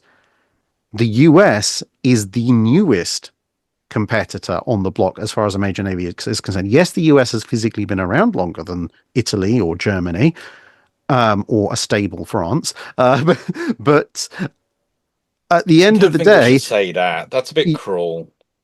well, how many Because republics are they on now? Five, I think with they're on the about three or fifth. four Yeah, intervening they monarchies. keep talking about making a sixth one. Yeah. I just try and avoid it. And that's It in the feels last cruel. 200 years. It's not like Yes. France has just been like kings, kings, kings, kings, kings, kings, Republican king, Republican king, Republican king. Which one are we on now? Well, there that's was the also last. the period where they were an empire as well, weren't they? Yes. Because Napoleon the Third, which I always wanted to find strange, because I realized there was a Napoleon the Second, but it Hmm. was for like a couple of hours, so it doesn't Yeah. really feel like it Everyone counts. forgets about him, but It doesn't feel like it counts. It no. was literally, it was there and gone in a second. It But was just, but the yeah. thing is like going back to the Americans, it's like when you look at them building what they call the New Steel Navy, with like the first armored cruise, their first armored cruisers, the Maine, the Texas, etc. Some of the big holdups surrounding the construction of these ships, which are late 1880s, early 1890s period, after everybody else has started building ships of that approximate kind, a Mhm. big chunk of the holdup is someone going, okay, we've said we can build this thing. There physically doesn't exist a steam press in the United States as a whole that can physically make armor plate thick enough for the ship that we've promised we're going to build. And there's a several year delay while they realize this, go over to the UK and go, hey, can we please buy an armor plate press that will actually let us make plate armor for our capital ship? And then they have to purchase it, has to be built. It's a special order item, shipped across, reassembled. Everyone has to check that it's working. Then they have to get instructions back, instructors over from the UK and like, yeah, this is how you make it not explode. And that could put a several year delay on the bigger ships, the New Steel Navy. And the US is, that's basically the early 1890s. By the time you get to World War One, we're only talking 20, 25 years after that's happened. The US is on a massive upskill curve. The fact that they Yeah. get to where they are, and the fact they're able to build things like the Texas or the Arizona or the New Mexico, is a minor miracle, a bit like Japan going from basically a feudal state to actually being able to build three of the four Congo class in roughly the same time period. It's a huge credit to the fact they're essentially able to bootstrap their industry to be modernized to build modern dreadnoughts, but they're still on that curve. Other Yeah. nations are already there, and that means you are going to lack the capability to do certain things. The one thing I would say though about, Mm. is you pointed to the defense of the Germans, and this is a study I've done quite a few times over Jutland, and I say, look, the modern cruisers they have at Jutland were actually ordered by the Russians. They just took them off the block. They just purchased them because of the war breaking out and brought them into service. And the destroyers, the thing is, they do have lots of I prefer to call them torpedo boats rather than torpedo boat destroyers because they Oh, yeah, do because you've fit got more. torpedo boats, large torpedo boats, seagoing torpedo boats. And it's such a myriad of different types, and mostly it is smaller ones. Mm, And that's their real trouble. This is one of the reasons why you don't really see much of what I would call a mass clash of torpedo boats, because whilst they're quite happy to fight with the Harwich force and down in the channel, etc., where they can match in and match in numbers, etc., they do realize that the screen of destroyers, torpedo destroyers, mm, which the Royal Navy has for the Grand Fleet, that's their big ones. That's their, and you see, they'll start looking at the size differential between what the British are bringing and what the Germans are bringing. And go, so the Germans, in order to keep their finances, to fund their battle liner construction, they've had to almost take a break from cruiser construction, and they've had to slow the evolution of their destroyers so that they haven't kept pace, but they've done it so they still have the numbers. And for the Americans, well, Mahan had managed, and I will bring his book up because he does deserve mm, some credit. Alpha Mahan mm, had managed to get Congress to be persuaded that a navy was necessary. They just got very attracted to the large metal objects in them and forgot about the mm. smaller metal objects in them, Yeah. and were obsessed with getting these as a top line for their national status, and forgot that these without these or these without these don't really work. I mean, there's a certain logic to the US Navy's thinking because, of course, it takes years to design and build capital ships. So they have this idea of, we'll see hostilities coming. So if we know, oh, hang on a minute, we're going to end up at war with this European country in 2-3 years' time, they're thinking we can just suddenly start cranking out destroyers and cruisers to make up our fleet screen, and we'll have the advantage of them all being brand new and nice and modern. And to a certain extent, there is an element of logic in that, but it almost harkens to the now hopefully discredited modern idea of wars of convenience and war when we say we're going to have war, because yes, you can build things a lot quicker if they're smaller, but it still takes time to design, build, and bring them into service en masse. And when you look at the American involvement in World War One, it's not exactly like that was lacking signposts, and No, yet they just flat out don't get a no. cruiser fleet screen in the 1910s. The Omahas are the first modern cruisers they've laid down, arguably in almost 2 decades by the time they lay them down, and those things are coming into service in the 20s, not the 1910s. And yes, they do end up And they built. really, let's be honest, I love the Mm, Omahas for mm, their pluck, but I don't love them for their design. They really do yeah. look like they were a pre-World War One design in so many ways. Well, they're a halfway house. They're essentially a Yeah. casement protected cruiser on steroids with a couple of turrets thrown in because that's the new thing. But even with the destroyers, yes, you get the Wixes and the Clemsons built in absolutely stupid numbers. But if you look at when the US actually enters the war, they're not there.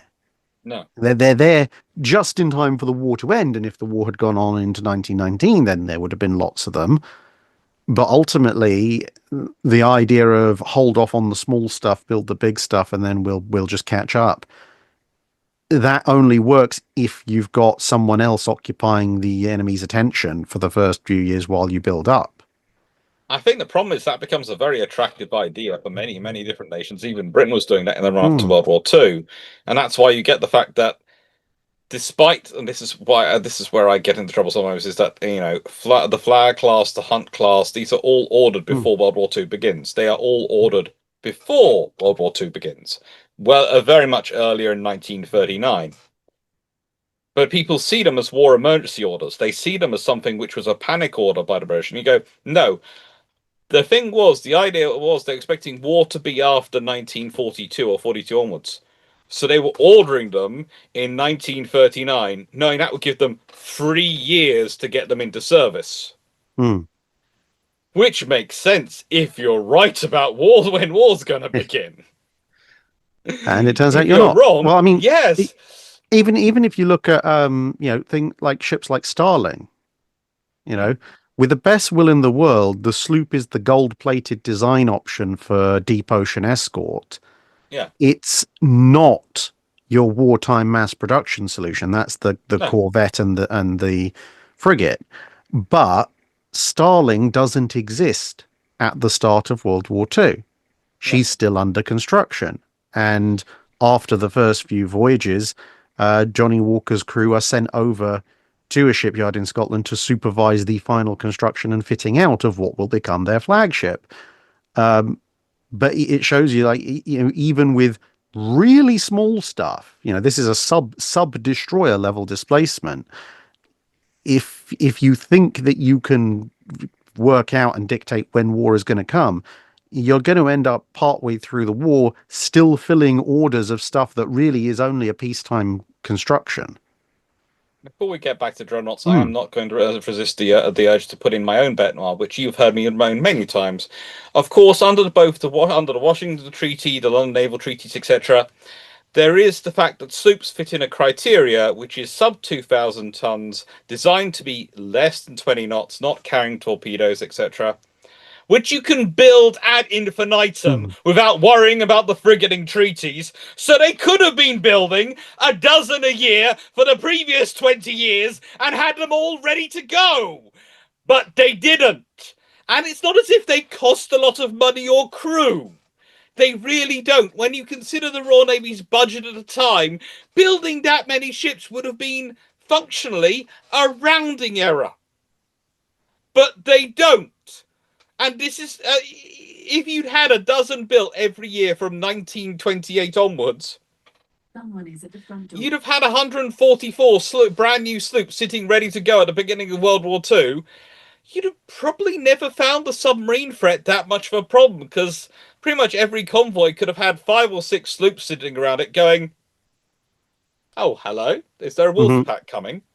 Oh, goody, we're the world's #1 submarine killers. And Show us it's to not you. exactly like you would have had to keep them all in service pre-war No. either. The US kept, okay, admittedly not all of the Wicks and Clemsons were in brilliant condition by the the start of World War II, but considering that some of them had been sitting in mothballs for 2 decades, they did a pretty good job of preserving them. And if we're talking about sloops, I mean, even if you just built them in the 30s, Yeah. the oldest of them would have been, what, 10 years in storage, if Yeah. that, and you could have rotated them out, had maybe a couple of, if let's say if you're You could have building them given in that to. if you're building them in flotilla scales, so a dozen at a time, you could have said, okay, we're going to have first and second sloop flotillas, or first and second escort flotilla, whatever you want to call them, and they're going to do yearly exercises, but then and be the escort force, and then at the end of the year they're going to pop their ship into storage over winter, and we're going to take another one of the classes out of storage. Come spring, they're worked up. They spend their year on the front line and go back round. At which You could point, no even class would have spent more than 4 or 5 years in mothballs at that You could point. even have given them to the Dominions. You could have used them. They were using sloops anyway for operations around the world as gunboats and these sort of things. So you have plenty of things for them to be doing. And the fact is that there are World War One Flower class sloops which are brought out of reserve for World War Two. There are V&W class destroyers brought out of reserve for World War Two. So it's not even the British didn't have their policy of keeping stuff in reserve.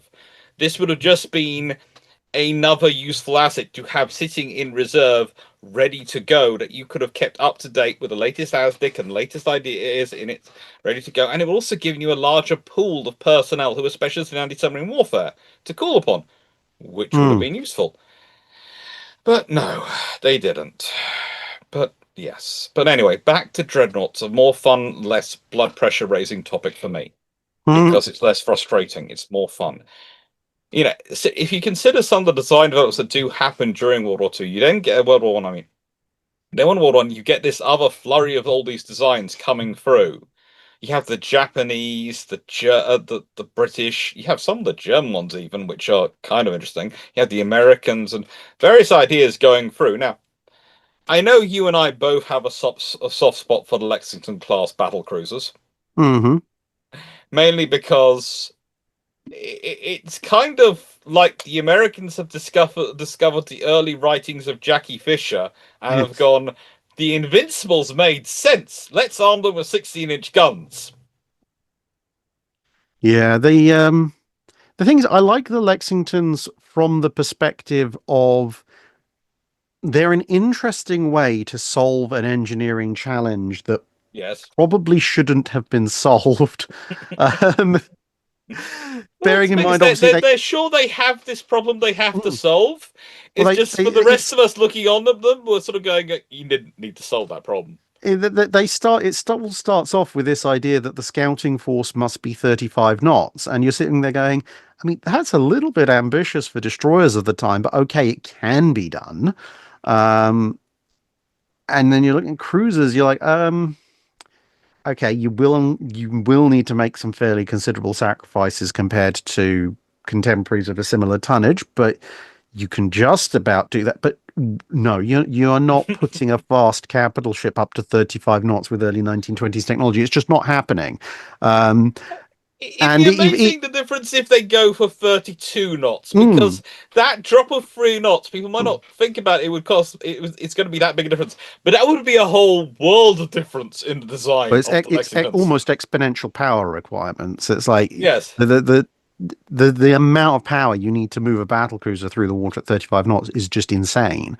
And even they have to acknowledge this. In the end, they do knock a couple of knots off the speed requirement for the Lexingtons, but the absolute determination which they use to throw themselves at this problem of trying to make absurdly fast battle cruisers with early 1920s technology, I'm kind of like, I'm almost I'm not sure whether I'm more impressed by how close they got or the absolute, massive scrolling list of things that they bypassed from the book of good engineering practice to get there to get as close as they did in the first place. I mean, at one It point they were talking wasn't a about double stacking boilers. Every ship on the planet, right back to Warrior, the boilers are in the lowest part of the ship. And Mhm. at one point with the Lexingtons, they're like, but what if we put a second row of boilers in a couple of decks above the first row?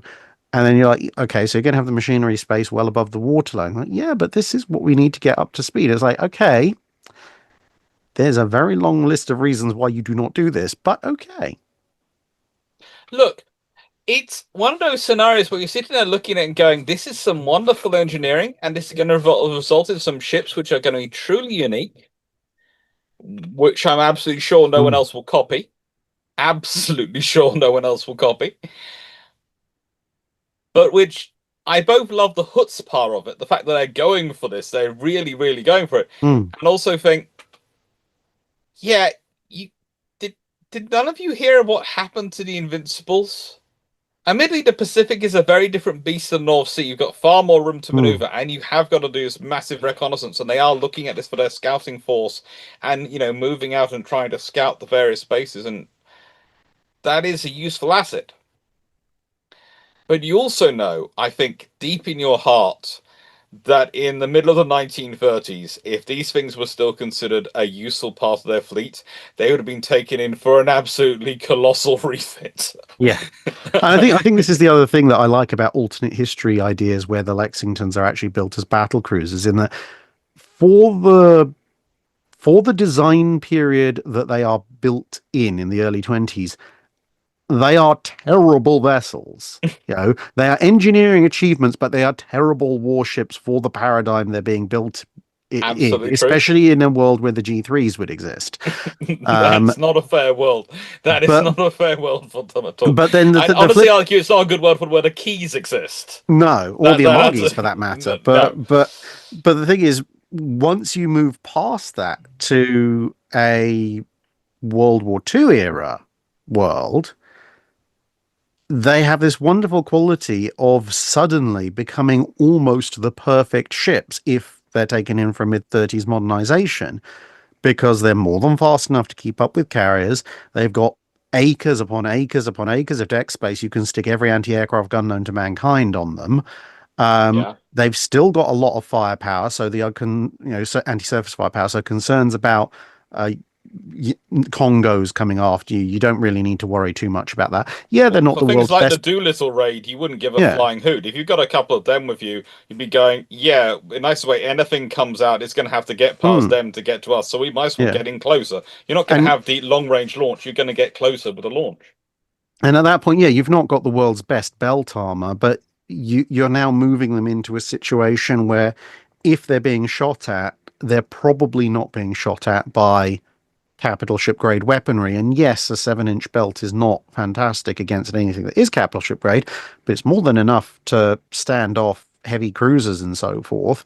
Literally, your only potential concern is Congo shaped, and if you're operating with the carriers can probably really mess them up beforehand, and you still have a firepower advantage. And even if the 14-inch shells do pose a risk to you, your 16-inch shells still pose an equal glass cannon style risk to the Congos. So, there's a weakness to it, but in a lot of ways, the Lexingtons would make really, really, really good World War Two Pacific War carrier escort ships. And in some ways, I kind of mildly regret the fact that we never got to see that because Oh, it I would do. have been glorious. In contrast, the Dakotas Mm, would not have been possibly so useful in a World War II scenario. They no. are very much World War One line of battle thinking. Those are solid battleships, which Mm, are going to be an absolute solid nightmare to fight in a battle line.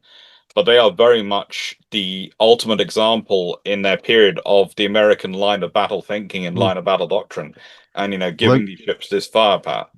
given their capabilities, I have a distinct feeling that if you had gotten the South Dakotas and the Lexingtons built, kind of looking at how things played out in the Second World War, I have a feeling the US Marine Corps might have been demanding some of the South Dakotas as their new flagships to free up space in the battle line to build more fast battleships for the US Navy. Because if there's Mm. one thing the US Marine Corps absolutely loved about those old school standards, it was the big guns for shore bombardment. I mean, depending on the island, the actual efficacy of the big gun bombardment could vary, but they really, really liked just even if nothing else, they liked the morale effect of that many guns, and they liked the Colorados because the 16-inch guns made a bigger boom when they hit the Japanese.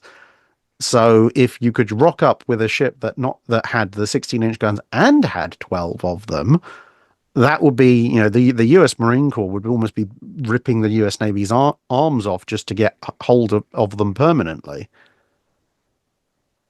It would have been.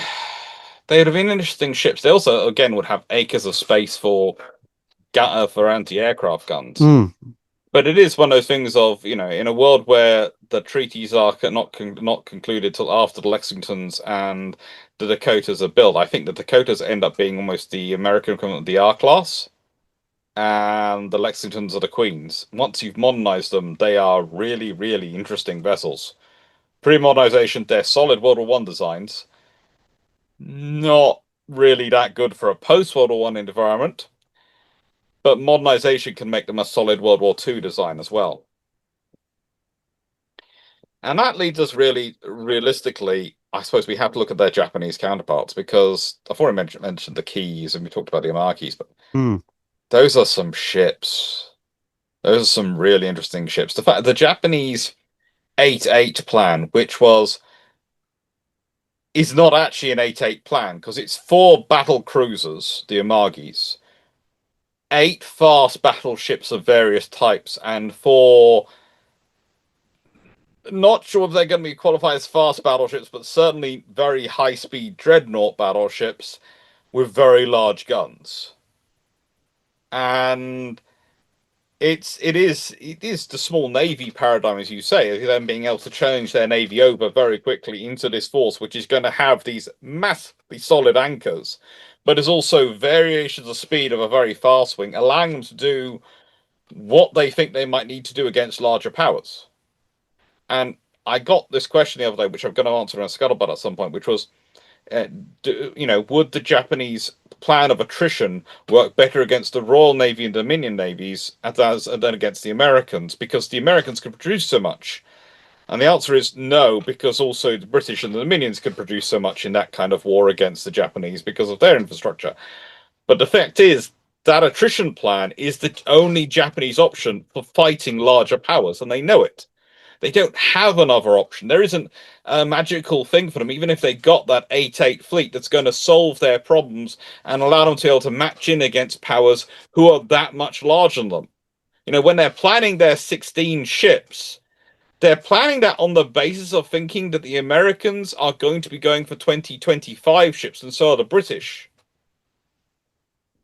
And you sit there and go, they're not planning to compete for numbers. They're trying to compete on a qualitative level that gives them enough that they can cause enough damage to make it difficult for people to take them and take them out. And these ships are a example of that. They're going for speed because they can't get a firepower advantage over the Americans, because the Americans are always going to have more ships. And they can't get a slogging advantage in terms of armor advantage over the Americans, because again, the Americans are always going to have more ships and more guns. So the only advantage they can get is speed to try and maneuver and focus their fire more. That's their only advantage. That's also where the pagoda masts and all those things come from. But what do you think of the keys? Because I like them, but you know, what do you think? I like the design overall. I mean, the thing is, they the Japanese program is interesting because, of course, they've got this 8-8 idea, and they keep having to reset it because of the advances in technology. But I understand what they're trying to do. They're essentially, again, something we've discussed already several times, they're trying to invent the fast battleship, something that they can build a large number of that will fill the battlecruiser and battleship parts of the 8-8 plan, which is fine and, you know, could work.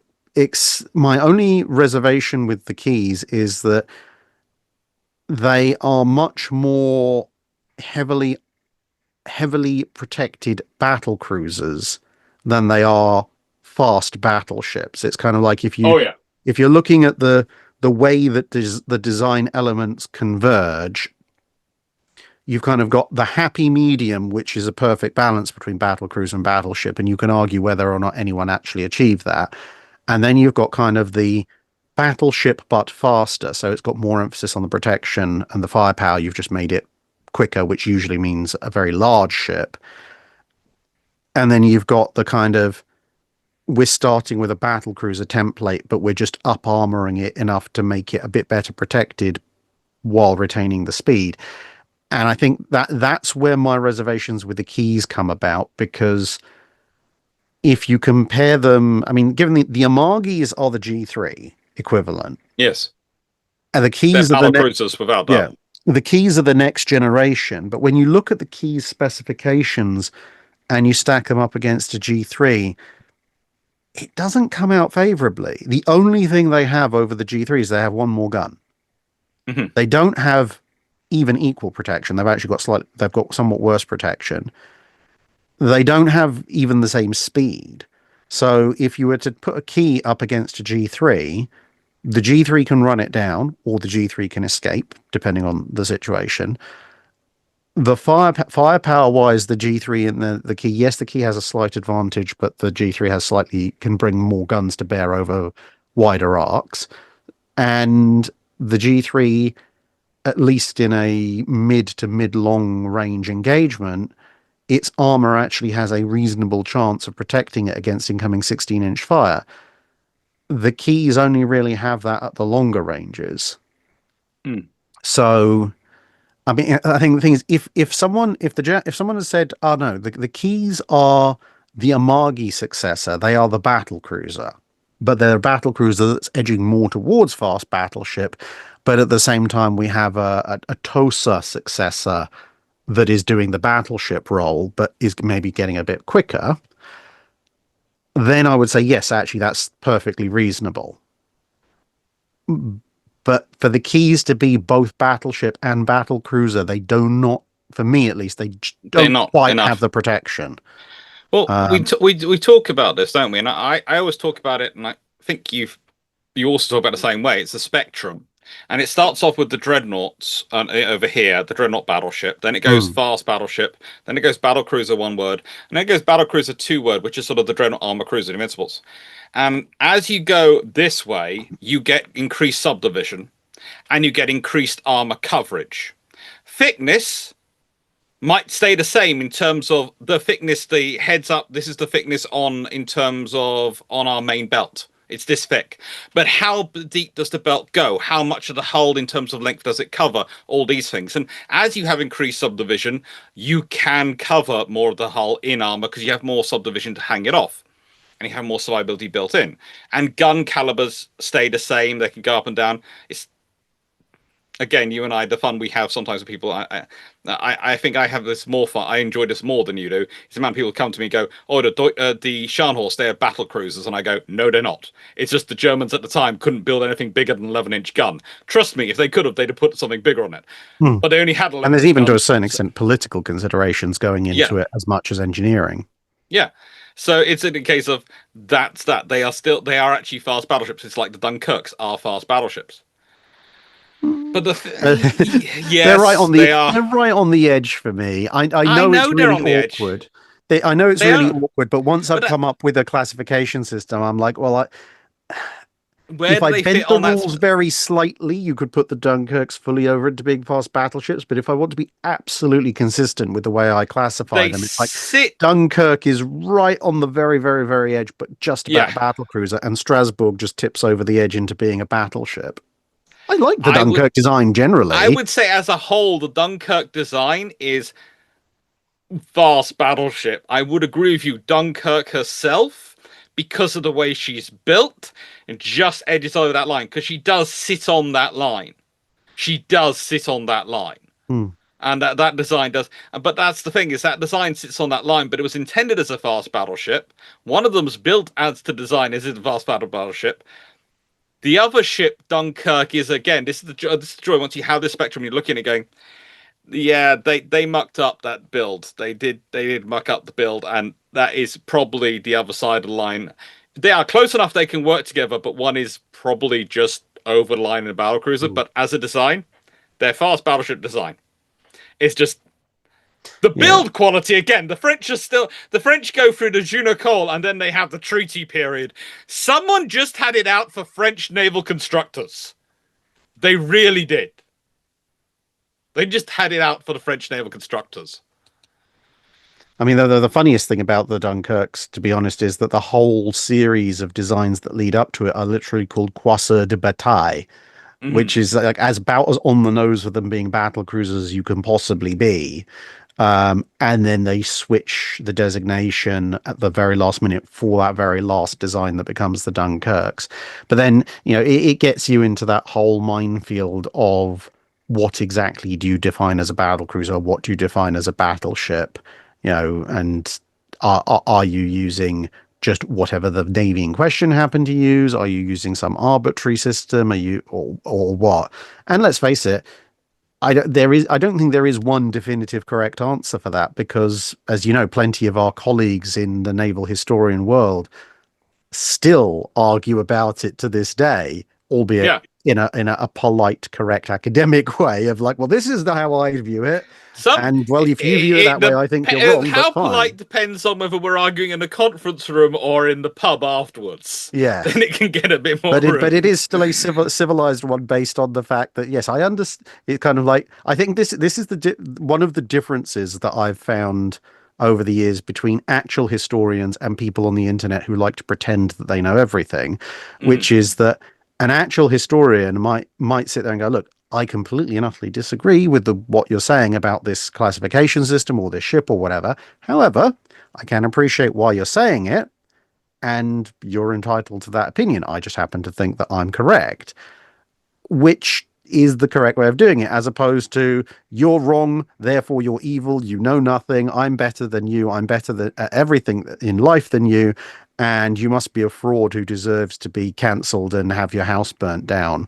etc., etc., which is what the average internet denizen is like. Do you want to have a perfect example of that, which I literally got today? Go on then. And how I responded to it. Yeah, I did was thinking of you when I responded this way. Okay, so someone commented on the carriers of the Kaiserlich Marine, the World War I potential German naval aviation video I did a while back, ages ago. They commented, carriers of the Kaiserlich Marine, Imperial German Navy. German Imperial Navy ended in 1918 and didn't ever had any carrier during her existence. They didn't. I corrected some of the English. Stupid. So my response was, so I take it you didn't watch the video or even do a Google search before making your pronouncement? Because the Germans were literally building a carrier when World War I ended. And this is that's what the entire video is about, the carrier they were building. Yes. Yeah. So, no, they didn't get into service, but in the nicest way, in many ways, it was further along its construction path than the Graf Zeppelin is. And no one ever complained to me about me talking about that in a video. But yeah, I do love the internet. Sometimes it is fun.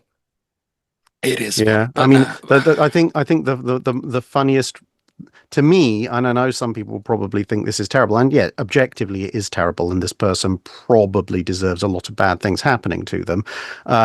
But at one point, somebody asserted that they were into naval history and they wanted to find me and kill me with hammers because cute. I did stuff that they disagreed with. And I was like, you are a charming individual. I remember the first. Yeah. But the thing is, at the end of the day, I remember the time when we were first in Canada, the first trip we did together, the pre-ship shape trip. And this is one of the reasons why I do like traveling with you, because you turn around to me and you said, "Oh, there's someone I think I have a picture of them. That they keep threatening to kill me online. So if you spot them coming when we're doing the events, can you give me a heads up?" And I was sort of going, the whole ship shape group basically looked at it and went, "Yeah, don't worry, they won't get." Yeah. They didn't. No one turned up. No, but it was a case of. It was a level. Well, they can't of put. The thing is, they can't put their money where their mouth is, and this is the thing that amuses me all the time. Of people, people sitting there behind a keyboard typing out all sorts of vile things, simply because somebody said something about a ship that hasn't existed for 100 years or so that they happen to disagree with. But the thing I found amusing about it, rather than threatening, was the fact that I thought, okay. The Venn diagram of people who are interested in naval history and people who are interested in other types of history probably overlaps a fair bit. Yes. Fair enough, it's history. The Venn diagram of people who are interested in naval history, people who are interested specifically in medieval combat history, and then adding the third circle of people who actually regularly practice it, that is a much smaller overlap. At which one I'm sitting there going, yes, you mysterious basement dweller who want to try and come over and try and kill me with hammers. I am probably the single worst naval historian to make that challenge to. Because honestly, if you want to try, you are welcome. Come, and I shall instruct you in the true ways of killing people with hammers. And it will not end well for you. This is where I say, when you come down to Cornwall, you and I will get together in the jousting field opposite St. Michael's Mount, near where Warspite wanted to pick us a holiday spot, and we will do our next sword fighting video because we enjoy and the thing is that at the end of the day, let's face it, I am not the world's best person at HEMA. I'm not the world's best person at medieval reenactment. There are people who are a lot better than me and who regularly beat me in sparring sessions each week. But I can guarantee you, I am 99.99999% certain I'm far, far, far better equipped to wield hammers or swords or spikes of any description with sharpened edges than whichever this random basement dweller is. So I welcome their challenge, and I will meet them at a field of their choosing with the hammer of their choice. Yeah, just as long as you get to bring your own hammer of your choice as well. Of course, yes. It's got to be fair, but it's got to be fair. But this is the thing. This is the kind of stuff you only ever encounter with loons on the internet. Actual historians just get on with life because it's not worth it. I remember once, actually, I was in a I was in one conference where I was having a debate with a professor, and we'd finished the conference. I was a PhD student at the time. I wandered out and was going, yeah, that's lovely, and he was off to have dinner, and I was going, well, I can't. I'm not going to the formal dinner because I couldn't afford it. And he turned around to the organizer and went, "Is there a seat next to me? We're having an interesting debate." Well, there will be a seat next to me, won't it? Don't worry, put it on my bill. Come along. And I ended up in my suit going to the formal dinner where everyone else was in tuxedos because I hadn't brought mine because I hadn't got the money at that time to go. Because he wanted to carry on the debate with me. He's a really nice prof. I won't name him too much because in nice way people might think starting arguments with a conference is a way to get free dinners. But he was but that's the kind of people I'm used to dealing with under profs. And he was very nice. Well, you've got to start an interesting debate. That's the thing. Interesting, right? If it's not an interesting one, then people will just use the fact that they have a dinner ticket to escape. Now, the thing I want to also finish off with is not finish off with, but finish off the Japanese with, because we've got to do the Brits and the Greeks. Well, I think I need to get going in a second. So okay, there's probably a good place to wrap up, and then we can do a part 2. We will do. But we'll finish off with the Japanese. Because the thing is, we haven't covered the 13s. And I always love to bring up the 13s, because when people try and tell me how good the Yamatos are, I go and look at the 13s and think what the Japanese were planning to build and could have built in the 1920s when their infrastructure was running at that level. Because you're talking about a ship which is going to be 47,500 tons in normal, but which was going to have 8 18-inch guns and a top speed of 30 knots. But it was still going to have a 13-inch belt, which is fairly decent for the time, a 5-inch deck, which is very nice for the time. Yeah, especially for the 20s. And when you start looking at the efficiency, 16 5.5-inch guns, 8 4.7-inch AA guns, 8 24-inch torpedo tubes, all these things, that's actually a very potent and scary beast. That is an efficient killing machine. All for less than 50,000 tons. That is 3 knots faster. Well, yeah, 3 knots faster than the Yamatos. Now that would have been the anchor of the 8-8 fleet, theoretically, if they built it as the second design put forward. And that would have been a very, very cool fleet to have. But those ships, they are the one ships of the designs I see in this period which are going to cause the Royal Navy to go, oh, we need to build something in response to this. Everything else that they're building, they're just going to continue building what they're building at that time, planning to build. But that's the one group of ships which I could see the Royal Navy looking at going, we need to answer that question. Because we've got good ships, but that's 30 knots and 8 18-inch guns. That is starting to look like a fast battleship, as in a true fast battleship in terms of its design. And that's a lot of firepower. A lot of firepower. Trying to get a biscuit. Sorry, the poodles jumped in to go hello. But yeah, I mean, it's very interesting when you get towards the end of the 1920s, because you've got people picking up on essentially where they left off in the early 20s. So it's not been a huge there's not been a huge amount of time in terms of, people haven't lost their skills. The doctrine hasn't changed all that much. The aims haven't changed all that much. There certainly isn't the appreciation of the air threat that there would be in the mid 30s. But because of the various incremental advances in technology, propulsion and steel and so forth, you kind of you end up looking at those late 20s designs and you're like, how are you fitting that on?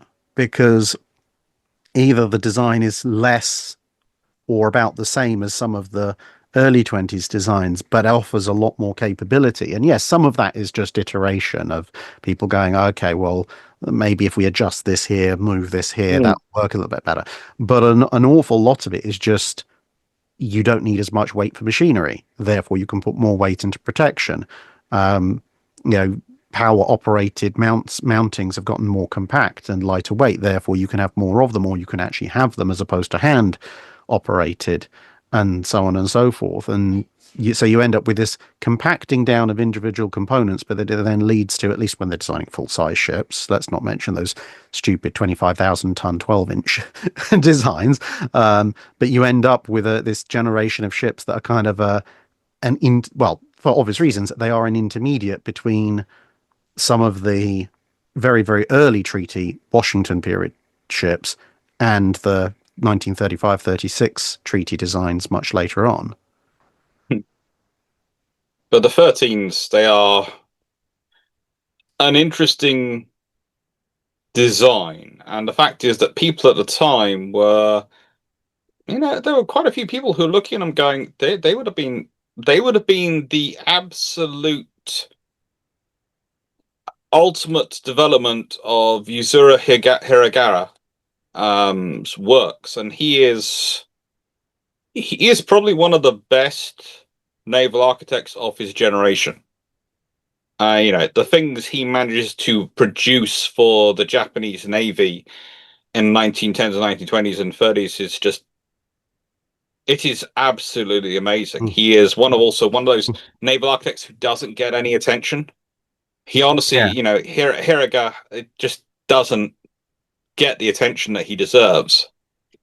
And also he ends up coming up with, okay, you can potentially disagree with some of the ideas that he comes up with as potential solutions, like the octagonal armor citadel layout. But regardless of whether you think they're particularly good engineering solutions, they are actually really, really... The princess has decided to pull a poodle and pop up and go, hello. They're really innovative engineering solutions to a problem that's been imposed on them. It's like, can you get this level of armor protection on 35,000 tons? Because, as pretty much everyone concluded, you can't get a balanced 16-inch ship on 35,000 tons when you need a decent anti-aircraft battery. Thank you. The Americans with the South Dakotas end up making the things pocket size. But the Japanese with Hiraga, they come up with other ideas. And it's like, the fact that it's not necessarily the best idea on the planet doesn't take away from the fact it's actually a really impressive and innovative way of actually squaring a circle, essentially. I have a suspicion you have been sent your youngest to summon you. So I will say, as you said, let's do a part 2 for this. And this will be the part 1. So pick up in the mid-1930s. Pick up with we haven't done the British G3s. And also, we should probably talk about the Greek battleship, which almost was, because that would have been an interesting ship. And if we skip over that, then the Greeks... There are very few people who I do think would actually turn up outside my door with actual weaponry if I was telling them not that. But the Greeks are one of the few people who might. Knowing particularly one of my friends who actually does know where this place where I live and is passionate about those ships and does own a local kebab shop, so does have access to very large knives. So I would have to deal with it, plus possibly being cut off from the kebab supply. So right. Yeah. Well, until part 2. Until part 2. See ya. Thank you for watching that. I hope you enjoyed all. And again, this was all in honor of our trip to Japan and the history we hope to uncover there and the people we hope to make friends of there and all the things that's coming up. Now, our aim is to go at the end of September and be there for about most of October. It should be a very, very learning trip. It is packed. I have looked at the Excel spreadsheet a dozen times to try and include some sort of break day in the middle, because we currently have every single day we are either traveling or we're in a museum. So I will be taking lots of suggestions, not just from museums and shrines we should visit, but also if anyone's got stuff that we can do in the evenings that we should be doing to relax, that'd be greatly received. And also, the other thing I'd really like if people could comment with places which they think we should host get-togethers at, because we've been told that pretty much we probably want barbecue places because they're more used to dealing with groups of people, And normally, when we do a public meal and we say we're going to meet at this place, would anyone like to come along?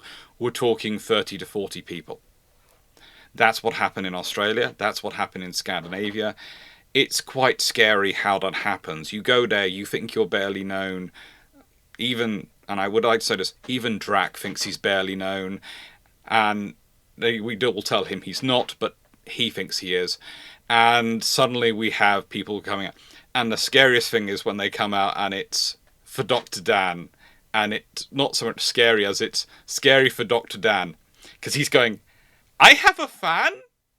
I have a fan? I'm Dr. Dan. He literally said that line once. We'll leave that to one side. And it's just so lovely to meet everyone. It's so lovely to chat with people, and it's so lovely to find all the interesting bits of history they want to bring up. And yeah, with Dan, he does need more fans. He's a great he's great at medical history. He knows stuff which, frankly, no one really has bothered to go and study for years. And yeah, it's so fun when he meets someone who's interested in his area of history. It just, the amount of stuff that comes out is just so cool. Anyway, thank you very much for watching. Hope you all enjoyed, and take care, and see you for part 2.